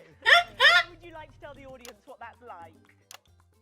Well, where is everybody? Out there, in the dark. Oh, bless him, it's not just the ears. Who are you? 2 sugars, please. I'm Julia Salisbury, the Prime Minister. I like this story. Who are you really? No, I really am the Prime Minister. Oh, so you're a woman. Yeah, a woman. One of Women them. can do One of anything men them. can do these days, Alfie. Oh, can you piss standing up? I can't say I've ever tried. No, I didn't think so.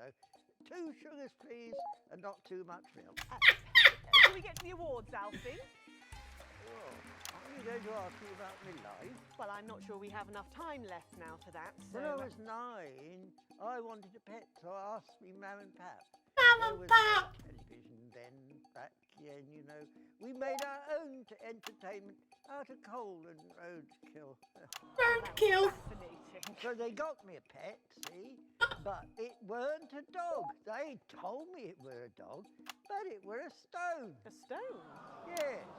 So I called it Patch, which was a popular name for a dog back then on account of the king having a patchy face.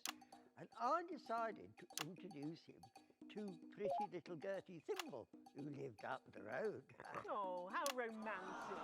She threw my dog in the river. Boo! That was the day I decided I'd never marry. And that's the secret to your long life? Oh no, I've been married 7 times, divorced 8. There was a mix-up with number 3, see? Yes, I'm just lucky. Are we going back to the home soon? Oh my god, I love him! Alfie. First, He's let's beautiful! And we're all here. The weekly Territory 1 Team Awards. I want Alfie, he's adorable. Stacey, who really knows how allowed to put in the extra hours. She works at a transition centre in Hamble Bamblebury, and she has single-handedly allowed more families to unburden each other than any other nurse in Territory 1. In the uneven path, she'd have been locked up. Tonight, she is being honoured as a team player. Please welcome Daphne Snister.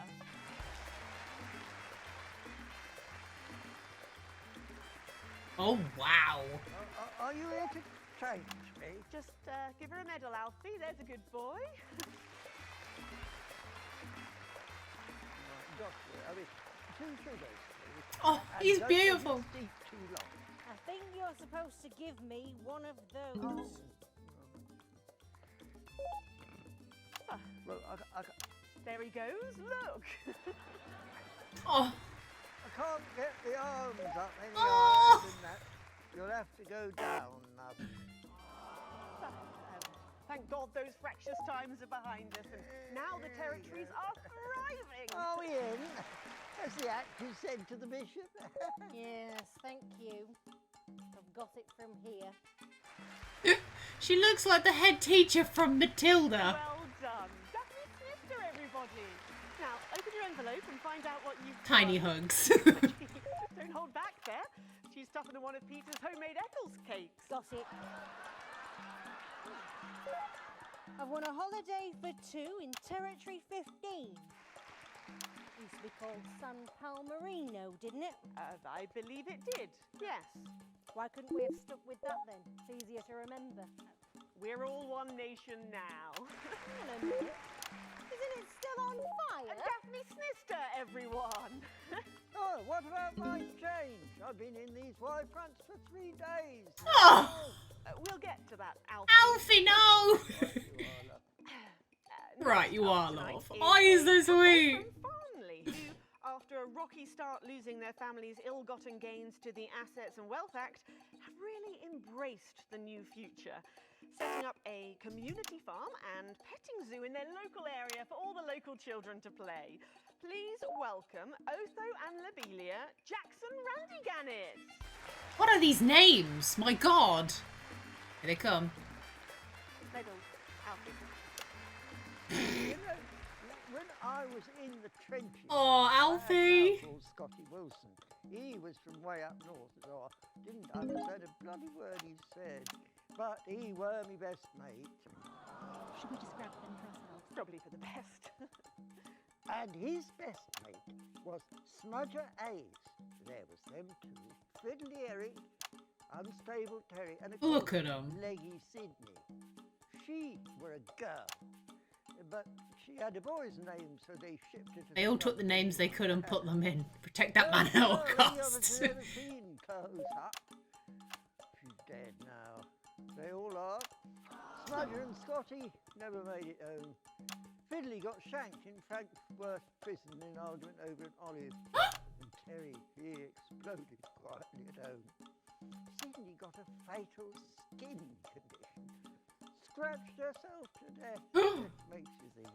Thanks, Alfie. Great contribution. So, Otho and Lobelia, a petting zoo. After we lost all our wealth, we discovered there were actually people who had never even owned a pony. I used to have 3. So we decided to do something about it. That's the type of people we are, you see. Advantage of a private education, probably. Well, I'm sure we could debate that all night, but there's no time. So, let's see what you've won. Yes, but before we do, there's something I wanted to say to you. Oh, absolutely. Every citizen of the new future has my ear. When Advance came to power, you took all of our wealth. You took the shirts off of our backs. Quite literally, in my case, I used to collect shirts. Well, you might as well have the rest of it too. Oh, security! Oh God, not again. I've said it once, I've said it 1,000 times. Bennies and the news are not good bedfellows. Keep those flackabits off my channel, Alex. Badge better. And you are? Oh, no. Got to go. Oh. Stop it. It isn't right and it isn't fair. You tell him, girl. That's my wife. No, you don't. You can't mix pearls with swine. It isn't right. We used to have 3 horses. Then the Pfeffel hung well. And now what you forgot. 2 mangy goats, 1 mongrel dog called Kenneth, and a rooster that won't bloody shut up! Can we get this over quickly with, please? As the actress said to the bishop. Oh, I did click that, but apparently it didn't count. Tadge Badger, pleased to meet you. Stop them! Oh, don't worry, love. I'll protect you. Aw, Alfie to the rescue! Oh, oh, oh. Maybe better break than what he knows. You know, this reminds me of when I was in my 20s. And we go to the promenade at Shining on Sea and watch all the pretty girls on the beach. Everything was black and white then. Of course, we'd visit the Penny Arcade and try to win a block of lard to take home for the family. They're beating that woman up! Those days, you had to win it. Oh, it was so much. They're punching that. Oh my god! Boys for boys, girls for girls. Everyone else was recruited by the circuses. There were loads of them, you see, circuses, with their big tents and their candy floss. You'd hear the music, the pipe organ, drifting over the nearby fields. My mum used to call it the most magical sound in the world. This was before she lost her hearing after giving a particularly loud round of applause. Did you ever go to the circus? What's that, Alfie? The circus. Oh, never mind. Yeah, just a tea, pet. Well, that was an unexpected dose of naked nostalgia. Some people simply can't let go of the past. That's why I look in joy and fervent admiration at the We've still got this to go, by the way. so cohesive, such a team. This one's really tough. When they do the naked thing, it instantly drops you down. It doesn't matter whether you're on it for 2 seconds, 3 seconds. It just goes down, and then you just can't get it back up. Oh, wrong people. Helping to root out more than 170 disrupt collaborators in his own neighbourhood. Since then, he's gone on to be a senior cohesion cadet leader and organised all of the entertainment at last year's Camp Cooperation. Our final winner tonight, Edwin Neverlay. Oh, You should be in a transition centre. No naked people on TV. I know. Prime Minister. Yeah, it's an absolute pleasure to finally meet you. We're very similar, in my opinion. Well, I've never been much of a role model. Nonsense. Prime Minister, you have saved this country. You have fought enemies, foreign and domestic, with an iron fist. As with my own tiny fists have I. Well, let's open the envelope and find out what you've won. Maybe it'll be a fist enlargement. What a freak. Only horror movies. I know, right? A year's internship as a behaviour coach at Betterment. Let's show the fools where they went wrong, eh? Well, actually, Betterment is about rehabilitation, Edwin. Absolutely. And if they don't reintegrate, we retaliate. Just like you did under the Yeah, that's what the problem is. Thank you for this award. And stay vigilant. Report the non-cohesives. Be a team player. That concludes tonight's awards. Join me next week when, hopefully, things will be a lot more normal. Back to you, Megan. Prime Minister Salisbury there at a highly Wow. eventful team awards ceremony. Any thoughts on this week's winners, Stacey? The nurse was fucking scary, the pretees were saggy, and that little prick will never lose his virginity. Okay, well, succinctly put there, if a little profane. After the break, we'll be going live to a star-studded premiere. You won't believe who's on the red carpet tonight. Don't go anywhere, we'll be back after this. Wow. Oh, Alex, one other... What's that? Eli! You're off already? I know you had to take the day off work for Junior, but... Oh, I see. No luck still with Theodore. I'm so sorry, darling. Making them reach for the blue button every time you do. I'll speak to you later. Alex and Winston can Oh, Alex, I completely forgot what I was going to say. Blast it all. You're lucky your Susie is a key worker and exempt for today. spiraling out of control into some kind of tragic comic. Yes, disaster. Pat. 1 second, Eli. I will put the hat on for you. How are you, my dude? It's been a while. Laughing. It's been a while. While I'm on an advert break, I'm going to pop my charity link in. I'm raising money for Stand Up to Cancer this week. Any money that is that can be donated is gratefully appreciated. If you cannot, do not worry. But I am just trying to raise a little bit of money for Stand Up to Cancer. So yes, it's affected quite a few members of my family, so it's important to me, and I want it to get as much support as possible. Degree in journalism. Bet you wish you'd studied something useful now, eh? All this bring your daughter to work day. What a joke. Where is our honoured guest? I don't know, she's probably sniffing around that boy band hot spot. Heat rash. Ugh, heat rash? Heat rash. That sounds horrible. God, they're running out of names, aren't they? I hear the computer comes up with them. The songs too. Ah, there she is, and just in time too. That's 10 seconds, everybody. What have you been up to? What's it to you? And we are going in 5. Here we go. 4, 3. Welcome back. Stacey's still here. Wishing she wasn't. Thanks, Stacey. And in this segment, we're delighted to have sent Robin and Patrick to the movies. Yes, tonight is the world premiere of The Automated, starring Lawrence Blunderclatch and the late, great Helena Canterbury Boatshoe. And all the stars are out Canterbury tonight. We Boatshoe, first what a covered this name. film almost 5 years ago, back when it was called The Medicated. Then, for mysterious reasons, the film was suddenly pulled the night before its release. Well, since then, executive producer George Focus has spent 5 long years polishing the film and turning it into a special edition premiering tonight. With extensive state-of-the-art visual effects and a top-quality voice team, George says it's the movie he always wanted to make. Now, let's take a look at it.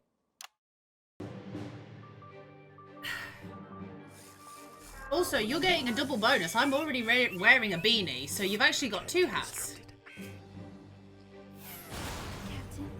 I can't deconstruct. Oh, this is that film where the woman made out with that guy.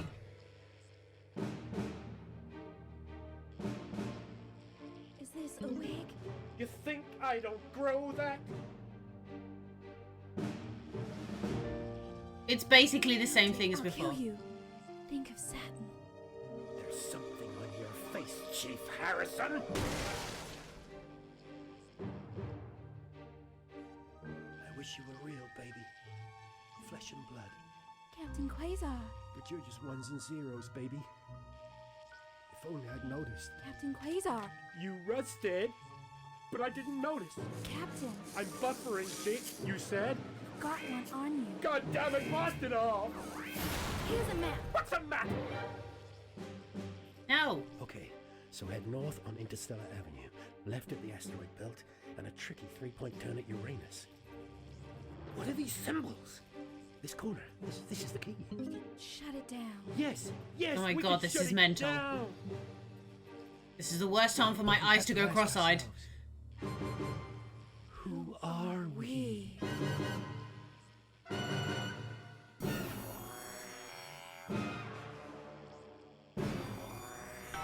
Here we go.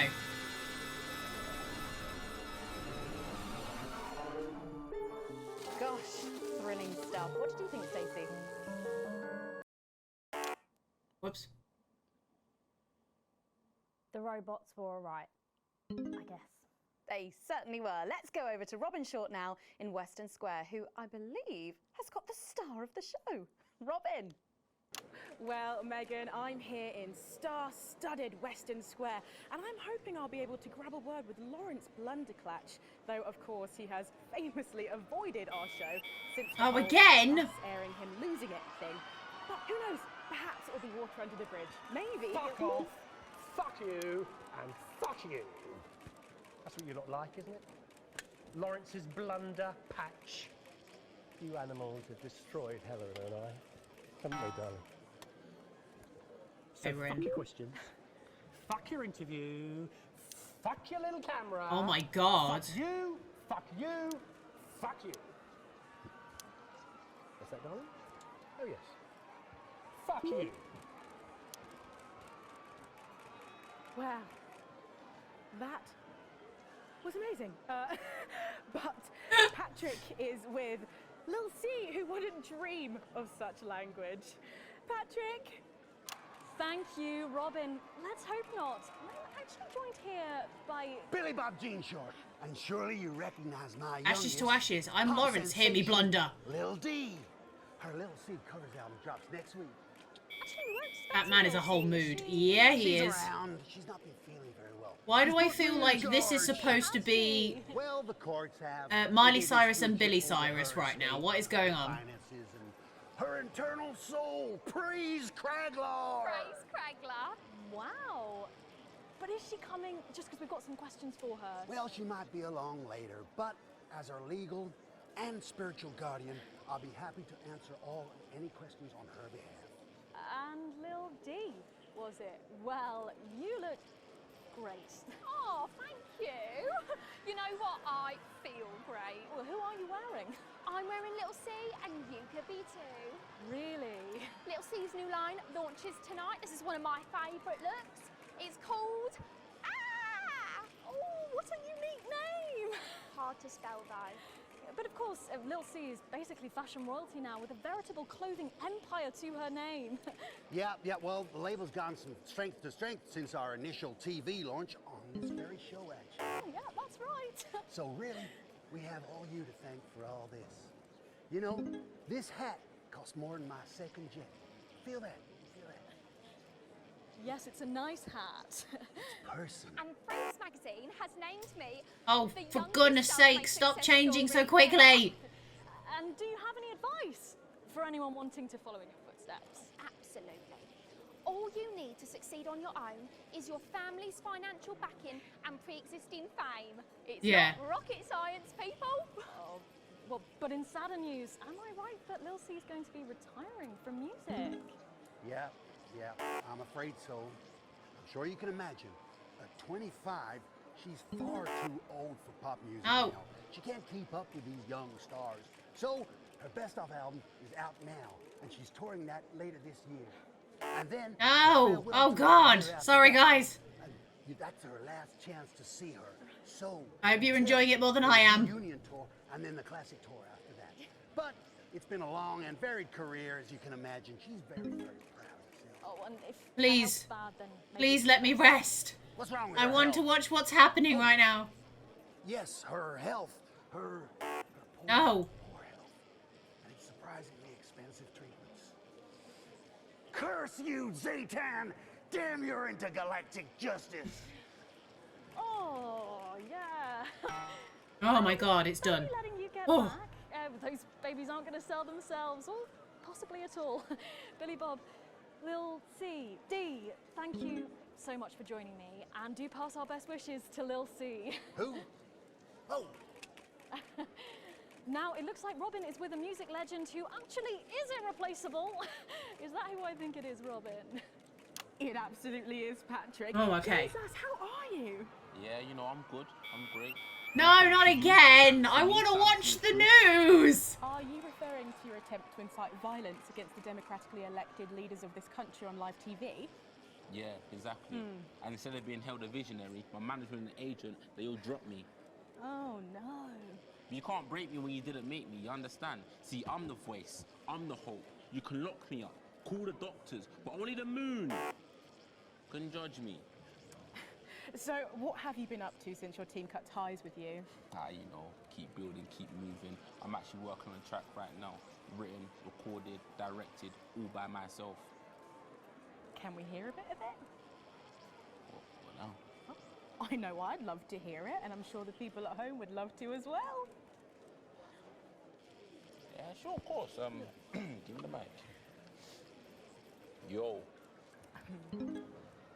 No. The news tried to shut my mouth, but it won't be long until they go south. Because my name's Big J and you can't stop me. See, no censorship can stop me. Yeah, see, that's all I've got at the moment.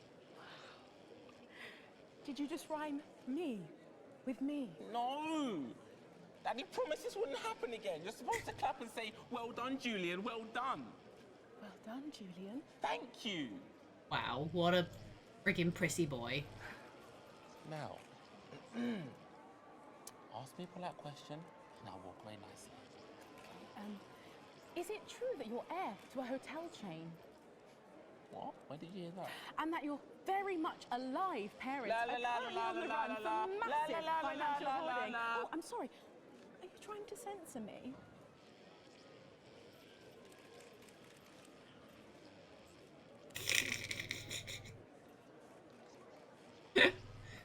Bye. Oh, Jesus there, who really does seem to be going from strength to something. Oh, right, okay. We're back, There are guys. just so many stars Ugh. here tonight, Megan. It really is the who's who of whatever here. I'm going to see if I can grab a moment with someone rather special. I hope you're not too jealous, Megan. Back to you. Thanks, Robin. But I think Stacey and I are probably in quite enough trouble where we are. So, 3 big names there, Stacey. Yeah, big names. Any thoughts about them, maybe from your generation's perspective? You won't like my opinions. Oh, go on, try me. Well, Bumbanonk is so old he's like 1 week away from a transition centre, so who cares? And Lil C was cool when I was like 12 or something, but now she's just another fucking loony. And Jesus is a disrupt-loving wanker who should have died with the rest of them 3 years ago. You're right. Wow. You agree with me? No, you're right. I don't like your opinions. But thankfully, we can go back to Patrick now, who has another familiar face to catch up with. Oh, Patrick, what's the atmosphere like there? It's absolutely buzzing here, Megan. The anticipation is killing us. But a little birdie's told us that any moment now we should get a glimpse of someone incredibly popular with our viewers. A favourite destination for many of the fans. Yes, the Mayor of Bumley will be arriving Bumley? any second now. They live in Bumley. Oh, no. No sign of him yet. But Come as you on. can tell, the I wanted to have a atmosphere really watch is and have a chin something wag. else. Too much to ask. Patrick Bannon, NNN. What's it been like since Bumley got so popular? Well, it's been wonderful. The tourism numbers have exploded thanks to the marketing campaign. Investors have plowed millions into the town. We've got more Bumleyan jobs. It's brought more Bumleyan homes. Bumleyan! I want to be on Bumleyan. Of course, it's not all bums and roses. Bums and It's roses! impossible to get a good look at the whole these days. The crowds are unbelievable. Who can blame them? It's a bloody marvellous hole. And how have you found public service? Well, to be frank with you, it's been the greatest honour of my life to serve the town that I love so dearly. From the banks of the graceful Taint to the quiet elegance of the vomit-soaked car park. Vomit-soaked car park? Sorry, that's my phone. I didn't mute it. Very unprofessional. A pleasure, a gift, and I can't thank the mayor enough for all he's done. Let's talk to the mayor now. Excuse me, sir. Oh, the mayor's a This is dog. such a prestigious Of office. course. Oh, that dog is And you know, adorable. legions of fans out there. Best boy. Stoic, but blistering Best honesty from the boy. Right Honourable Peanut T. Fortescue there, and his PA. A proclamation. Quickly, fetch a policy bag. Yes, sir. We'll get it ratified at once. Oh my god, he just picked up its shit. Well, there you have it, Megan. What an honour to literally see local government at work there. I'm still in shock. Back to you at the studio. Thanks, Patrick. What a colourful interview there. On what I would looks like vote for that an mayor. amazing night. Same. They The certainly know how to bumbliest make of an times. And the automated really does seem to have unstoppable written all over it, because despite Boris Hawley in Hours magazine calling it Lawrence Blunderclatch's overly long suicide note, in a review which ends with the words, and he hasn't even had the decency to see it through, the film, which is free to all residents of the territories, has seen record pre-bookings and looks set to run for months and months. But let's go back to those lucky few seeing it tonight. Oh, I'm so jealous. Robin, you seen anything unusual there? Well, I thought I saw some leprechauns in the green room, but I think it might have been someone's kids. But I know, they just keep coming. And here are some more famous faces, or famous brains, I suppose. It's Dr. David Wong, and Dr. Ingrid is also here. Oh, again? Can I just watch the news? I know I work it, but I want to watch it too. It's so wonderful. I'm still not used to it. Every time I see the sun, I want to just scream out in joy. I'm grateful every day to your viewers for their support. Without them, well, we wouldn't be here. Oh. Yeah, it's fine. And am I right in thinking that you two have a lovely little boy together? Dante's 3 now, and he's gorgeous. Oh, what a beautiful family. Not since she left me. Oh, excuse me, I didn't mean to, It's fine. Oh, it's fine, is it? Oh dear. Well, what happened? Bit of drama. Well, you know, the normal story. Sometimes things aren't as easy as they were when all you had was a cave. No sooner was she able to see me in daylight than she was zooming off with a moron. Oh, she's not a moron. She's a doctor. A dermatologist is not a doctor. She bats for the other side, mate. You ain't got no chance. I'm sure she's got lovely skin, but forgive me if I don't ask her to do a coronary artery bypass. If you carry on eating those pies, you might have to. Here we go again. Very good. We can't all have paws as clean as hers, can we? At least she doesn't have a PhD in biomechanics. You take that back. Well, thanks to you both for pushing the boundaries of human knowledge. Dude, face it. She likes a lettuce more than she likes a sausage. Damn it, I was too busy. I took my hand off the mouse. Price popcorn. Back to you, Megan. Thanks, Robin. Lucky you. Damn it, I was doing so well. The Automated opens in cinemas across the territories this weekend. What a star-studded event, eh, Stacey? Who cares? No one goes to the cinema these days. Of course. We'll be back after these messages. I still go to the cinema. You should get yourself a video recorder, like the one at the home. Yeah, I've got a video recorder. It's just not the same, is it? You're right, it's better. No unevens chatting and chewing all the way through. Oh, what about a kiss and cuddle on the back row? Doesn't that happen anymore? In public? What's wrong with you? Nothing's wrong with me. Feeling better? All right, you are. We've got to get set up for heat rash. I think Ronnie's on something. I know he is. It was on his rider. Apparently it's medicinal. Ronnie's always high. Give him orange juice. My God, she speaks. He's a stupid cunt. And just like that, you wish she wouldn't. What is this advert? How well do you know the people down the Hippity bomb. So much. It's what now? Oh God. Oh, here's Megan. She's going to be interviewing you. Hello. Hi. This is her. This is Stacey. Well, hello there, Stacey. Oh. Fuck off, Ronnie. Right. Oh. If we can't be polite, you're going to have to wait in the dressing room. Jack the lad's over here. Whatever. Do you want to go and wait in the dressing room? Hmm? No. No what? No. Thank you. Okay. And sit up straight. You're ruining my shot. That's 10 seconds, everybody. No, Co. Fucking right, Noko. What's that? What's no? Bring in 5, 4, 3. Welcome back. For our final segment tonight, Stacey and I are delighted to be joined by Heat Rash.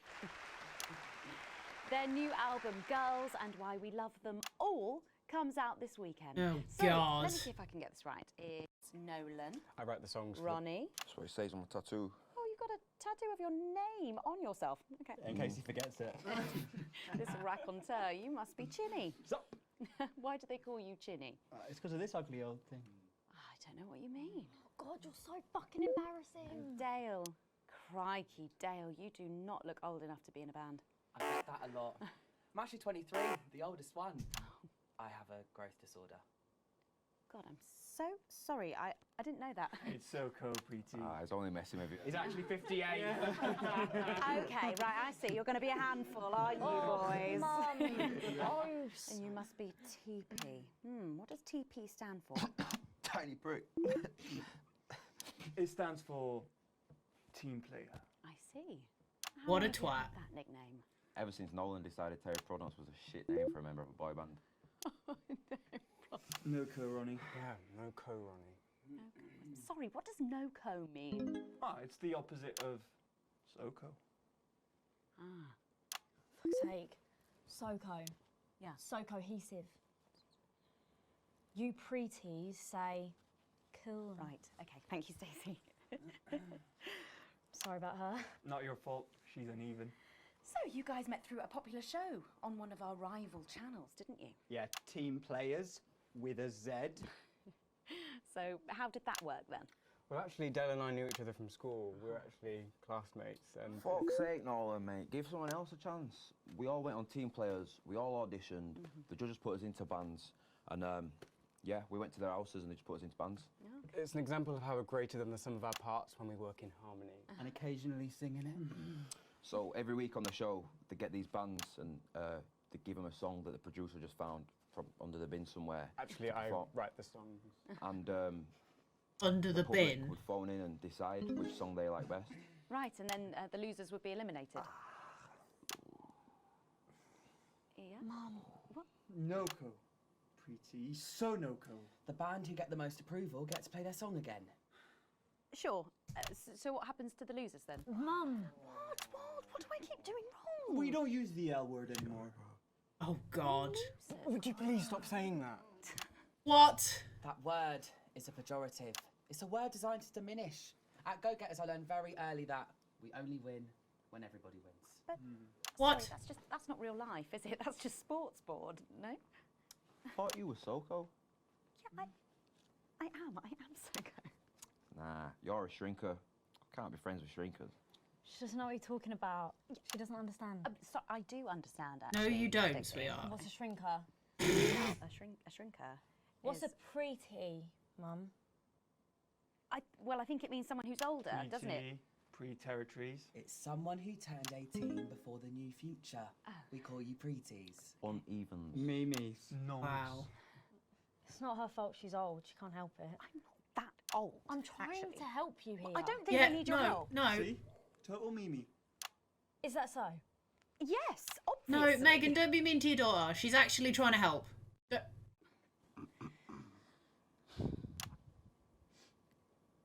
Megan, please, be nice to The you. real problem with you lot is you just can't get over the fact that your beloved Disrupt are gone and you just don't fit in anymore. But the truth is, Disrupt were violent, no-co pricks being led by a fucking psycho. I'm glad they lost, and you should be too. Listen, not everyone over 30 supported Disrupt, Stacey. Not everyone, no, but one fuck-off lot of you did. SoCo, Stacey. SoCo. We've all learned maybe a little bit more than we expected to there. I'm genuinely delighted to have met Heat Rash. And before we end the show tonight, I think you're going to sing for us, aren't you? Yes, that's right. We're going to sing a song from Girls and Why We Love Them All called Pieces of My Heart, which is about a real relationship I had with an actual girl. Oh, back Nolan, when I give it a rest, mate. No one cares. Go on, let's get on these stools, lads. Right. No, I don't care about your shitty song, guys. Also, if they didn't like the word losers... Stacey, can I get your contact? Oh, she's 15. Go on, piss off and sing your song, Terry. Christ. Right you are. You tell them, Meg. You fucking tell them. So, here they are with their latest single, Pieces of My Heart. Are you excited, Stacey? Not for me, no. I only listen to blip music and a bit of jizzcore. Pop music is... Ah, yes, I know I meant to mention this earlier. Here they are. Apparently, these newfangled boy bands change singer all the bloody time. Try and follow along, eh? Oh. Here's a shot on whoever is currently singing the lead vocal. Great, thanks. I'll try.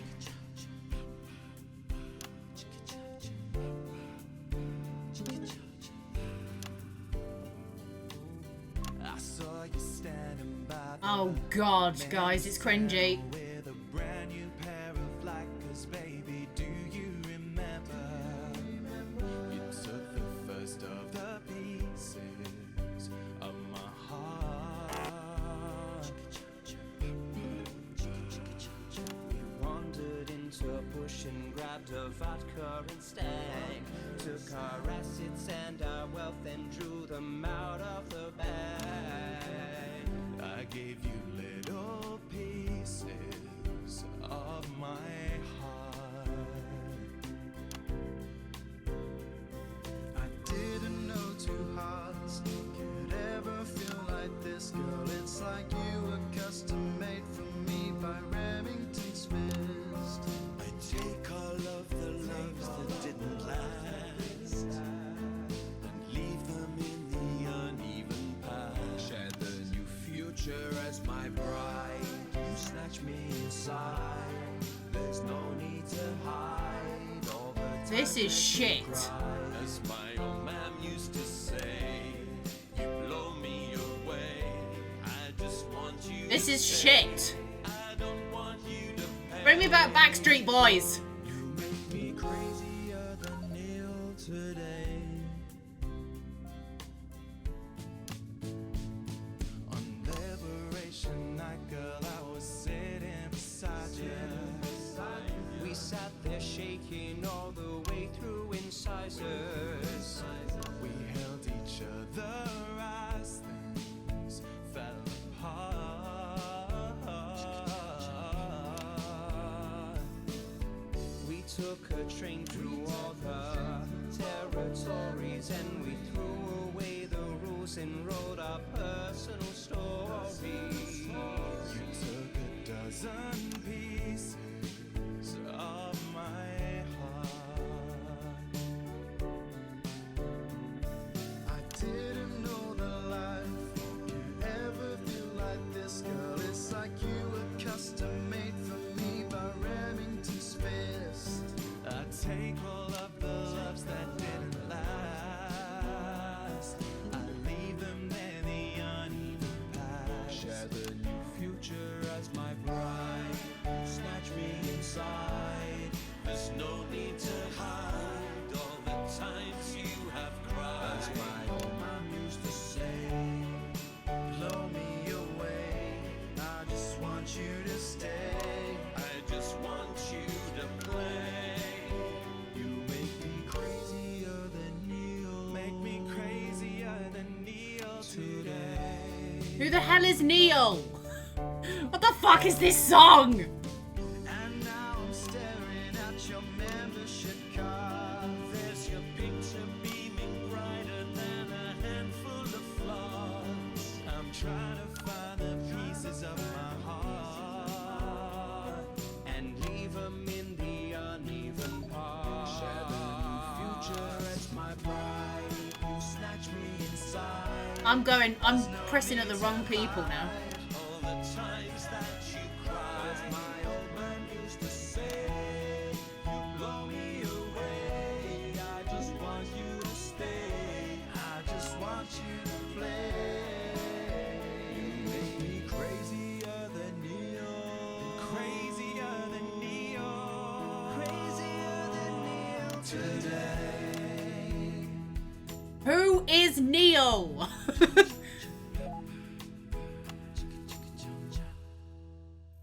Who's Neil? Fantastic, thank you, Yufas. That was actually really good. Best of luck. Thank you for coming in. Now it's almost time for final thoughts tonight. And I've actually asked Stacey to write a few, and they're just being programmed onto the auto cue now. Now, I have no idea what she's going to say. This is going to be bad. So, fingers on that bleep button in the broadcast room, just in case. Take it away, Stacey. My name is Stacey. I guess you know that by now. Don't know why I put that in there. Anyway. I don't watch the news. There's no need. You hear all the important stuff from your mates, so I don't know what's considered important anymore. But I'm pretty sure that it's not rehashed movies and fucking boy bands, so anyway. I'm going to talk about what's important to me. You go for When it, Advance Stacey. were first elected 6 years ago, I was 9 and in a home. Not a family home like you call a home. This was a state children's home. It was fucking awful, actually. It was like a Charles Dickens book. The roof leaked and the walls were damp some mornings. The food was bad. Drugs and alcohol were everywhere. No one cared. You had to watch your back all the time because there weren't enough staff to manage us. And yes, as you'd imagine, there was a lot of... Some bad stuff went down there with some of the staff, okay? I don't... Not all of them, but the others knew, and they didn't stop it. And then Advance won the election. And like a miracle, things started to change. They got better. We had nicer food. The home was not just repaired, but redecorated and kitted out with books and sports stuff and musical instruments and video games. Most of the staff were fired, and the new ones, which there were more of, spent time talking and working with the bullies. And you know what? A second miracle. It worked. The bullying stopped. Life, my life, got better. Because finally, there was enough money to do the good things, and Advance had the guts to do it. I joined Go Getters, and on Liberation Night, that gave me a group of friends that I could talk with when the bombs went off and the power went out. Another miracle. I wasn't alone anymore. And that was the night I finally understood the importance of being in a team. So here's my final thought. I know the people who were doing better under the old system long to go back.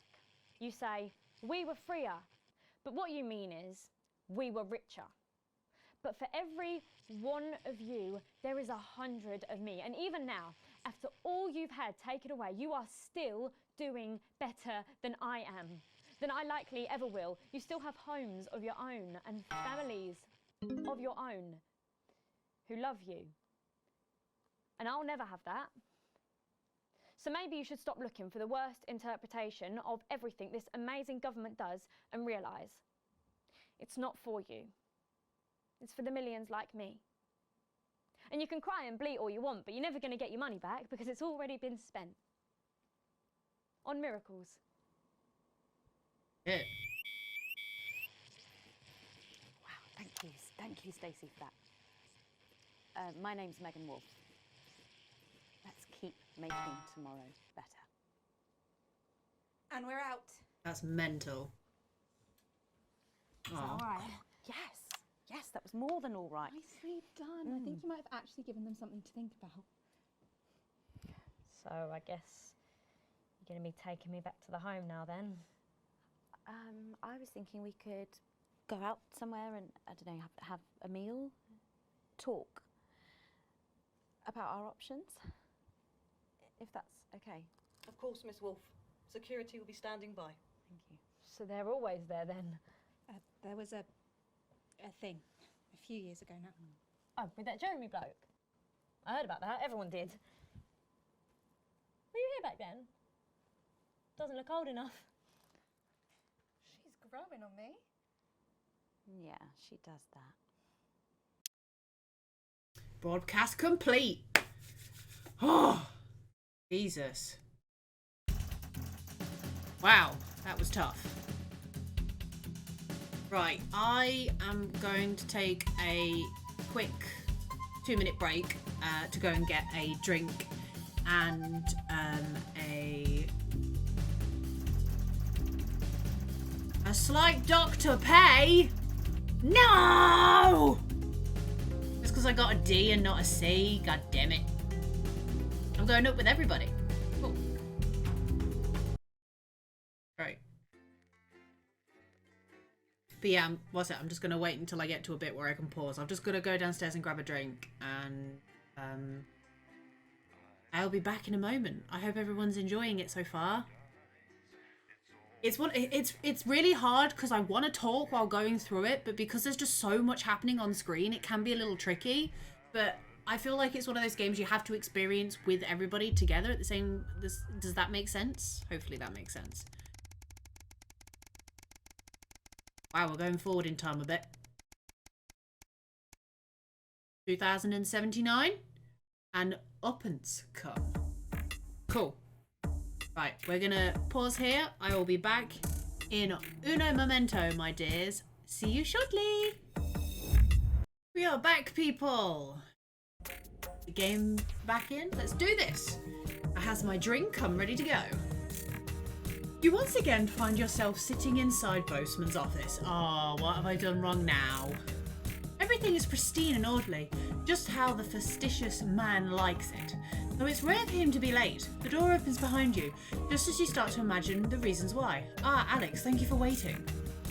It's been almost 6 years since you started working with Alex. A lot has happened in that time.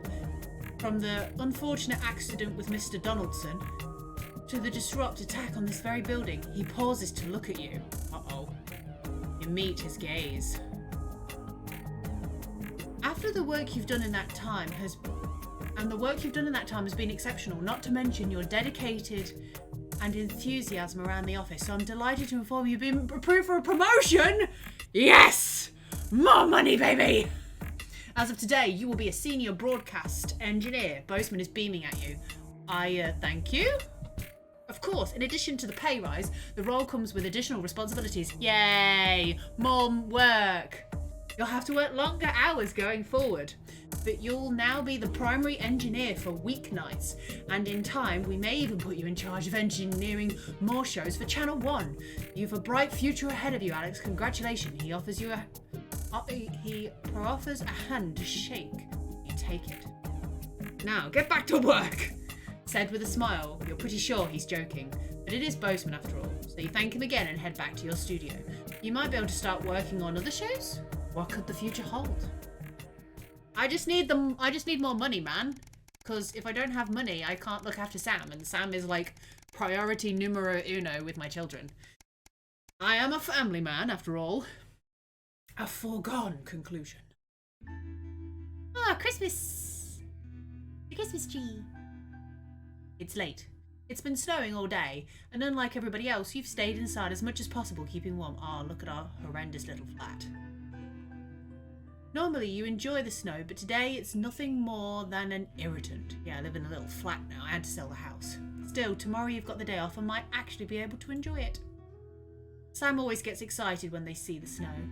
When they were younger, they'd always wrap the kids up and take them out to play in it. It's been a while since that happened though. The new place still doesn't feel quite as cozy, especially as you can't afford to put the heating on. Oh my god, you can't afford to put the heating on?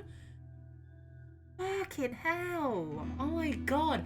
Literally, that is just ringing home right now, because there are people in the UK right now that are going, do I pay for food or do I have heating? What's more important? I'm like, Jesus Christ. That just I'm extremely fortunate that I'm not in that predicament, but I just can't imagine what it's like for people that are. It's just horrendous. Sorry, we went serious there for a second. Let's get back in the game. Sam bustles in from the cold carrying some groceries. I could use a hand, please. Lots of stairs from here to the car. Their arms are full and they're clearly struggling to get everything to the kitchen. But then you have been at work all day and you've spent most of the time, and they spent most of it at home as usual. Why don't you use the lift like a normal person? No, just be nice. Oh, sorry, of course, I'll be right there. As you rush over to help them with their bags, Sam shoots you a grateful smile. I got most of it. There's just a couple more left downstairs.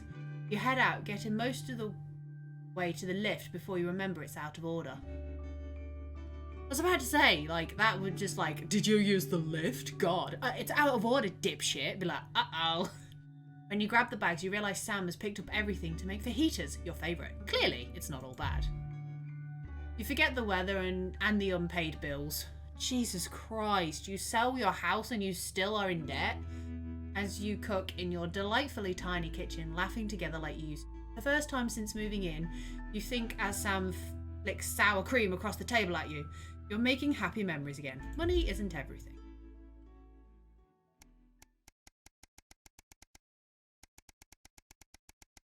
There was a pause there for a second, like it didn't know whether it was going to stop.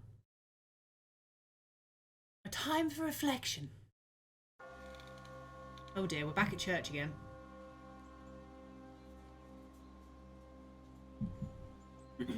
It's been over 13 years since your dad died.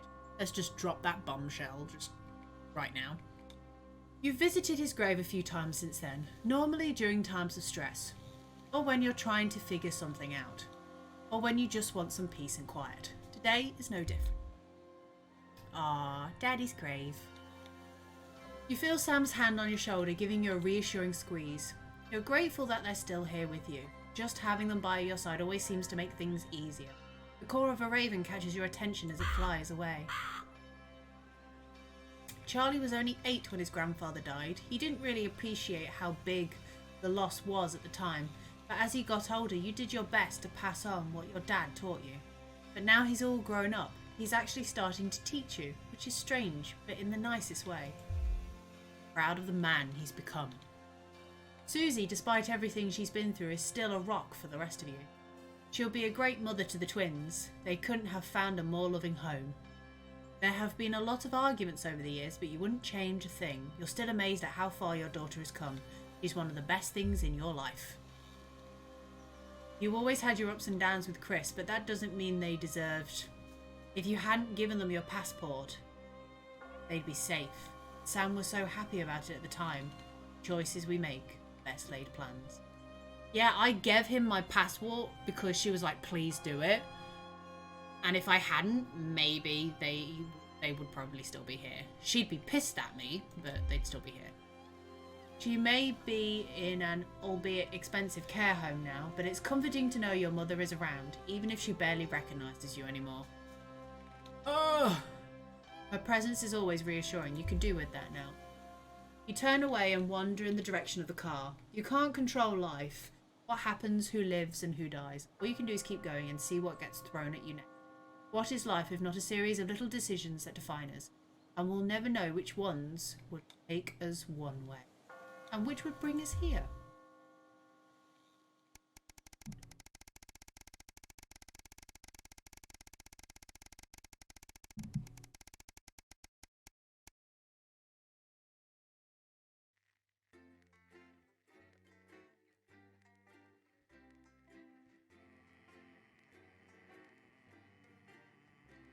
Jeff is just the worst. Who's Jeff? Who's Jeff? Someone tell me who Jeff is?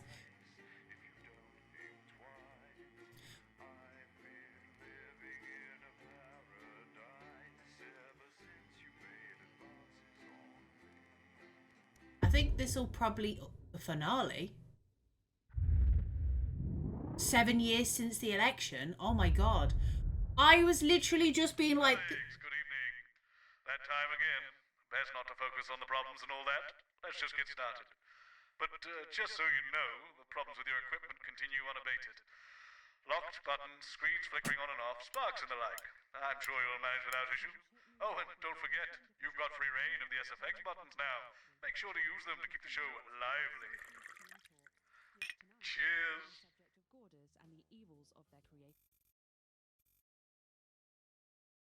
The finale? The finale already? You can't be serious. What have you got me? Nothing, Colin. No, come on, seriously. Not even a cake? I'm sorry, no. Okay. Where's Megan? Oh, Megan's How here. old are you then, Cole? Okay, here we go. Big smiles. I've actually gained a year. I celebrated 44 last year, but it's actually this year. It's brilliant. You're 44. I'm going in 5, 4, 3. Good evening and welcome Spice to it up with some audience responses, Alex. Tonight. I'm Megan and I'm joined as always by the inimitable Robin and Patrick. How are we? Well, we have got so much going on tonight. I'm excited. I'd say I'm about a 12, Megan. On the excitement scale? Yeah, exactly. We have got so much SoCo stuff coming up. We sure do. We have celebrity chef Jordan Rankley who will be cooking up a storm. We'll be announcing the winners of our big competition, Visions of the Future. And we'll be joined by a very special guest for a game of Wheel of Truth. And I'll even be showing you how to make your own Leaders' Day gifts. We've got all of that and so much more tonight on The Nightly Show. Don't forget the SFX buttons. Well, I mean, I would if things weren't breaking.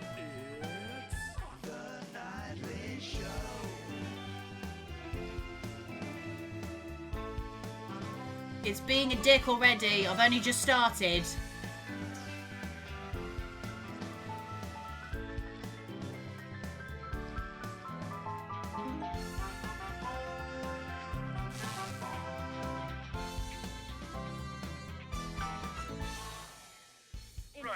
Let's have some applause on the way into the next section. Paces by Chef Jordan Rankley. But first, we know you love them, so Robin's going to give us an update on our lovely nightly show pets in Pet Corner. Splendid, that's the ticket.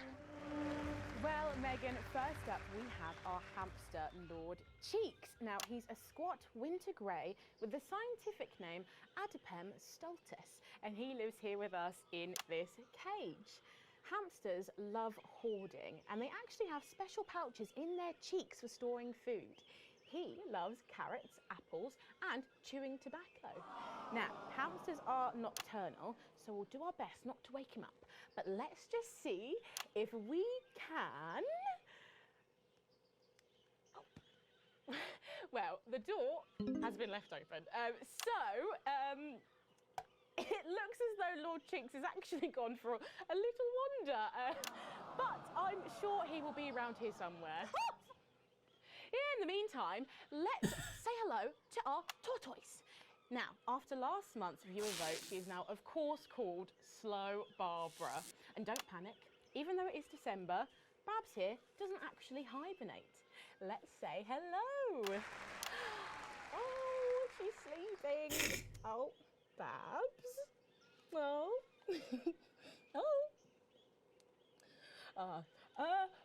Those are our nightly show pets, Megan, both alive and well. Back to you. Thanks, Robin. We'll check They in were on so them, dead. Or some very similar animals at the same time tomorrow. Now then, I hope you're hungry, because if not, you're about to be. Patrick Bannon is with Chef Jordan Rankley, and they're going to be showing us how to knock up a delicious apple pie. It's time to go into the kitchen. That's right, and I'm joined here by Chef Jordan Rankley. Welcome to the Nightly Show kitchen. Oh, Gordon Ramsay. As you're used to. I love the colours. It's vibrant. It's fresh. It's fun about all the arseholes. Yes? Sorry? What?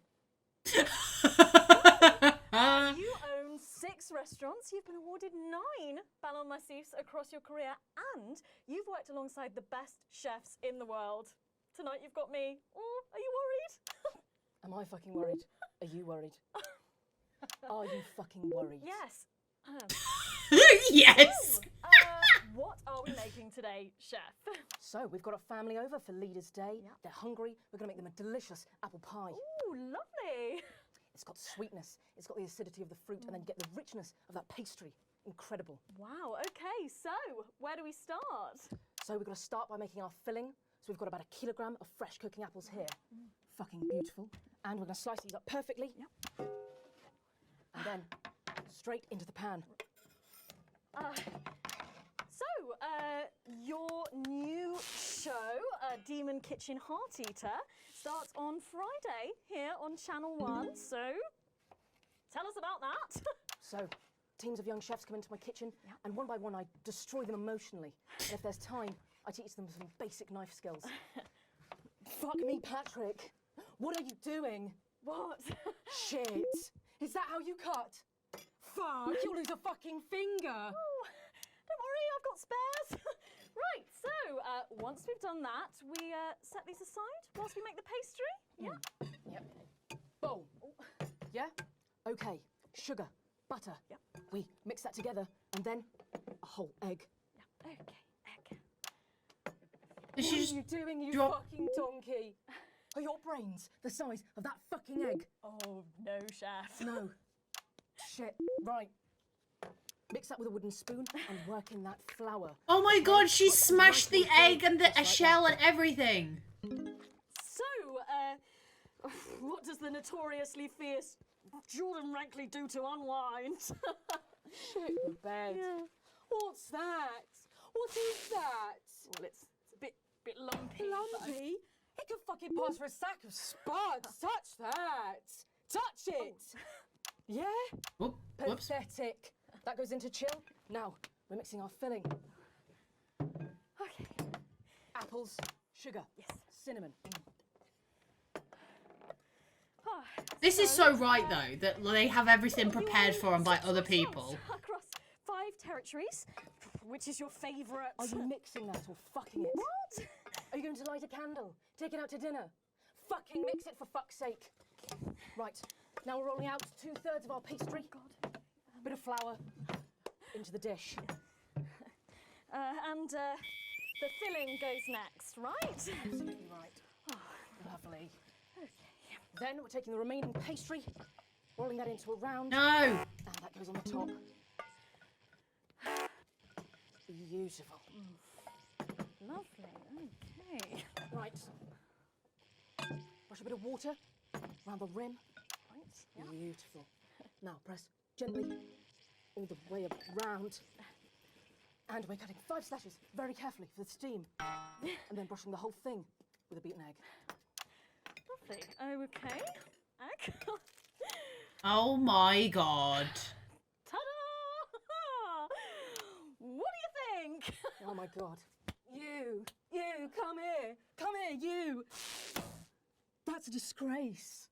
I'd rather jam my eyeballs up my fucking arse than look at that. I'd rather use my tongue to tie my shoes after a fucking shit-kicking contest, do you understand? Oh. Then it goes in the oven for 45 minutes. Oh, put your fucking head in the oven while you're at it. Useless. You, come here, you. You're the worst fucking thing to happen to food since cyanide. Do you know that? I tell you what. Oh my god. Fuck off. Get the fuck out of here. Fuck off. Yes, okay, well, while I do that, let's go now to Megan and Robin, who will be announcing the winners of our competition. Visions of the Future. A bit more audience reaction would be nice, Alex. Well, that looks delicious. If you want to follow along at home, then make sure you write in with a stamped addressed envelope and we'll send you the fact sheet. So, Robin, look at all these amazing entries to the Vision of the Future competition. Yes, we challenged you to show us your predictions of the future, and we were just inundated with entries, weren't we, Megan? From wacky inventions to global problem solving, they are all amazing, and we had the best time looking through each one. It was so tough narrowing it all down, so we have some amazing runners-up. In 3rd place, drum roll please, we have Hamish, who's 3 from Lunwelly. He calls this still life and the future of God, and it really blew us away. Just look at the line work here, and I can really feel every passionate stroke of the brush. If you look here, you'll see a beautifully rendered, what I thought at first was a smiley face, or perhaps a cat. But I think if you really look, you'll see it's actually a representation of the seeming futility of death through the eyes of the living. He's also chosen to just leave a lot of it behind, which I think is really interesting. If you know Hamish and his work, of course, he loves focusing on the negative space rather than the image itself. Stunning, absolutely stunning, and such talent from one so young, Megan. But next up, we have our 2nd place entry. So in 2nd, drum roll please, we have Keith, 41 from Dungleys. Yeah, Keith, we were sort of aiming this towards our younger viewers, but still, he has sent in his idea of the future, which he's calling Ravaged Earth. Indeed, he says in his really rather detailed notes, deprived of basic resources, society will resort to a brutal system of weekly battles to the death where only the victor may breed. He also says at the bottom here, either that or about the same, but maybe a bit worse. I really love his attention to detail. You can see the sort of gladiatorial arena, and then what I can only assume is Keith himself pulling off this chap's head and shouting, "Come back to me, Linda!" Oh, Keith. Maybe if you spent more time outdoors and less time entering children's competitions, she might not have left.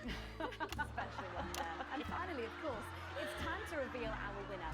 All our runners-up will receive a day out at an inflatable Happy Land on an industrial estate just off the A40. Sorry about that, Keith. But our lucky winner will win the chance to spend the day at the Department of Change to see how our teammates are actually making the new future a reality every day. And the winner is, drum roll please. Oh, happy with that. You're 8 years old and you are from Smugly. We absolutely love your picture here. People's Parade. You've got folks walking together, just really celebrating the diversity of our society. You've got people with all different flags, people celebrating their religion and their bodies, and there's even a game of sports board happening over here. That or some overzealous littering, it's hard to tell. I love these robots having a little bit of a dance, getting involved in the party, aren't they? This one seems to have gone a bit haywire in what I can only assume is an ominous sign of things to come. Lovely, Lola. Well, if our winners have inspired you to make some artwork of your own, do keep sending them in, and yours could be displayed in our gallery here. Well done again to everyone who took part. We're going to take a break now, but when we come back, we'll be playing the Wheel of Truth and making some lovely homemade gifts. Don't go away. We'll be back after this.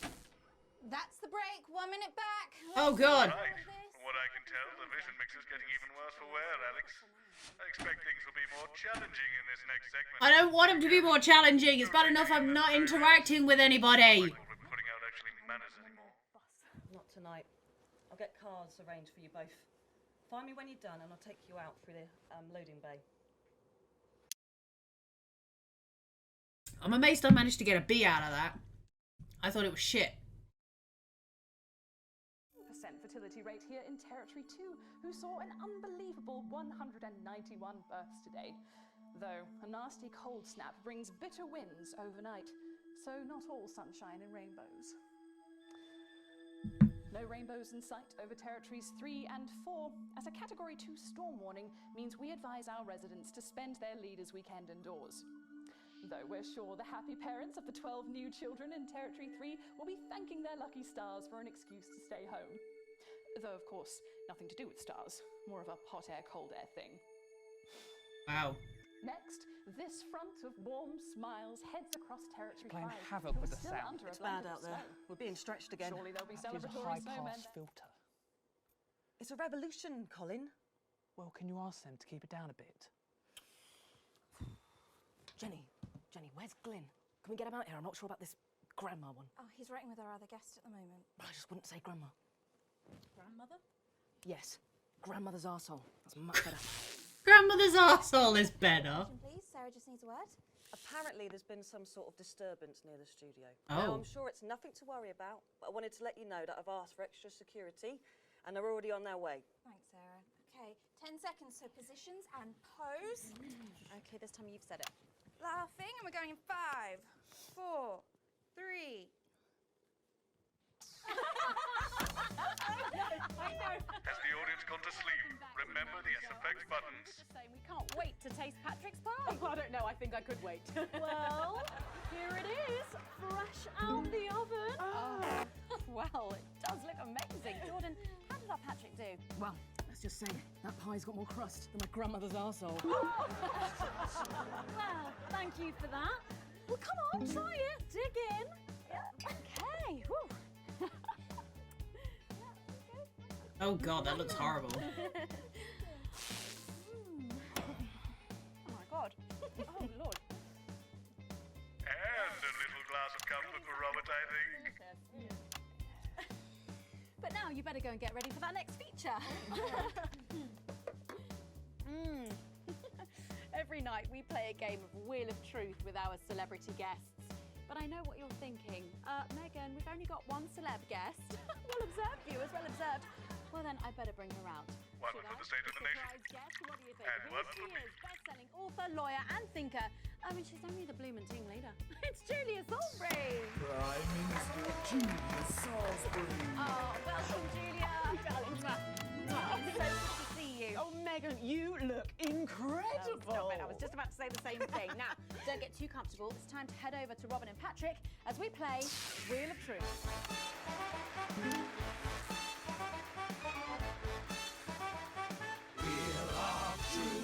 That's right, it's that part of the show where we pit our celebs against each other to see if we can break them. That's right, Robin. They're going to spin the wheel to pick around, and it could be anything from box of flies to slap my face. They really have no idea Lovely. what's in store. So, up first, we have Jordan. Let's give it a spin. Here we go.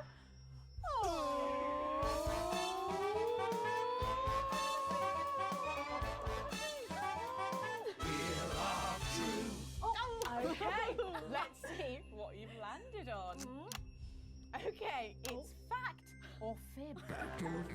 Jordan, is it true that you've been known to order takeaway for a dinner party and pass it off as your own cooking? It's one fucking time. One time. Well, I think if that pie was anything to go by, you did them a favour. Not so fast there, Julia. Fact or fib? We heard you've got a very interesting way of saving time during the laundry. Oh my God! Go on, why don't you tell us about it? You absolute no, I don't. Okay, so don't judge me, okay? What I do is, oh God, I'm going to lose my job over this. Oh, we're all friends here, come on. Oh, okay. So I only have one bra, okay? And so one day a week I wash it. And on that day, I can't wear it. Honestly, God, this is hard now. we're clearly not paying you enough. Come to my dressing room after the show. We'll sort you out. Oh, are you blushing, Patrick? Is all this talk of bras embarrassing you? I mean, I'm not blushing. Come on then, you, Julia. Spin the bloody wheel. Let's do it.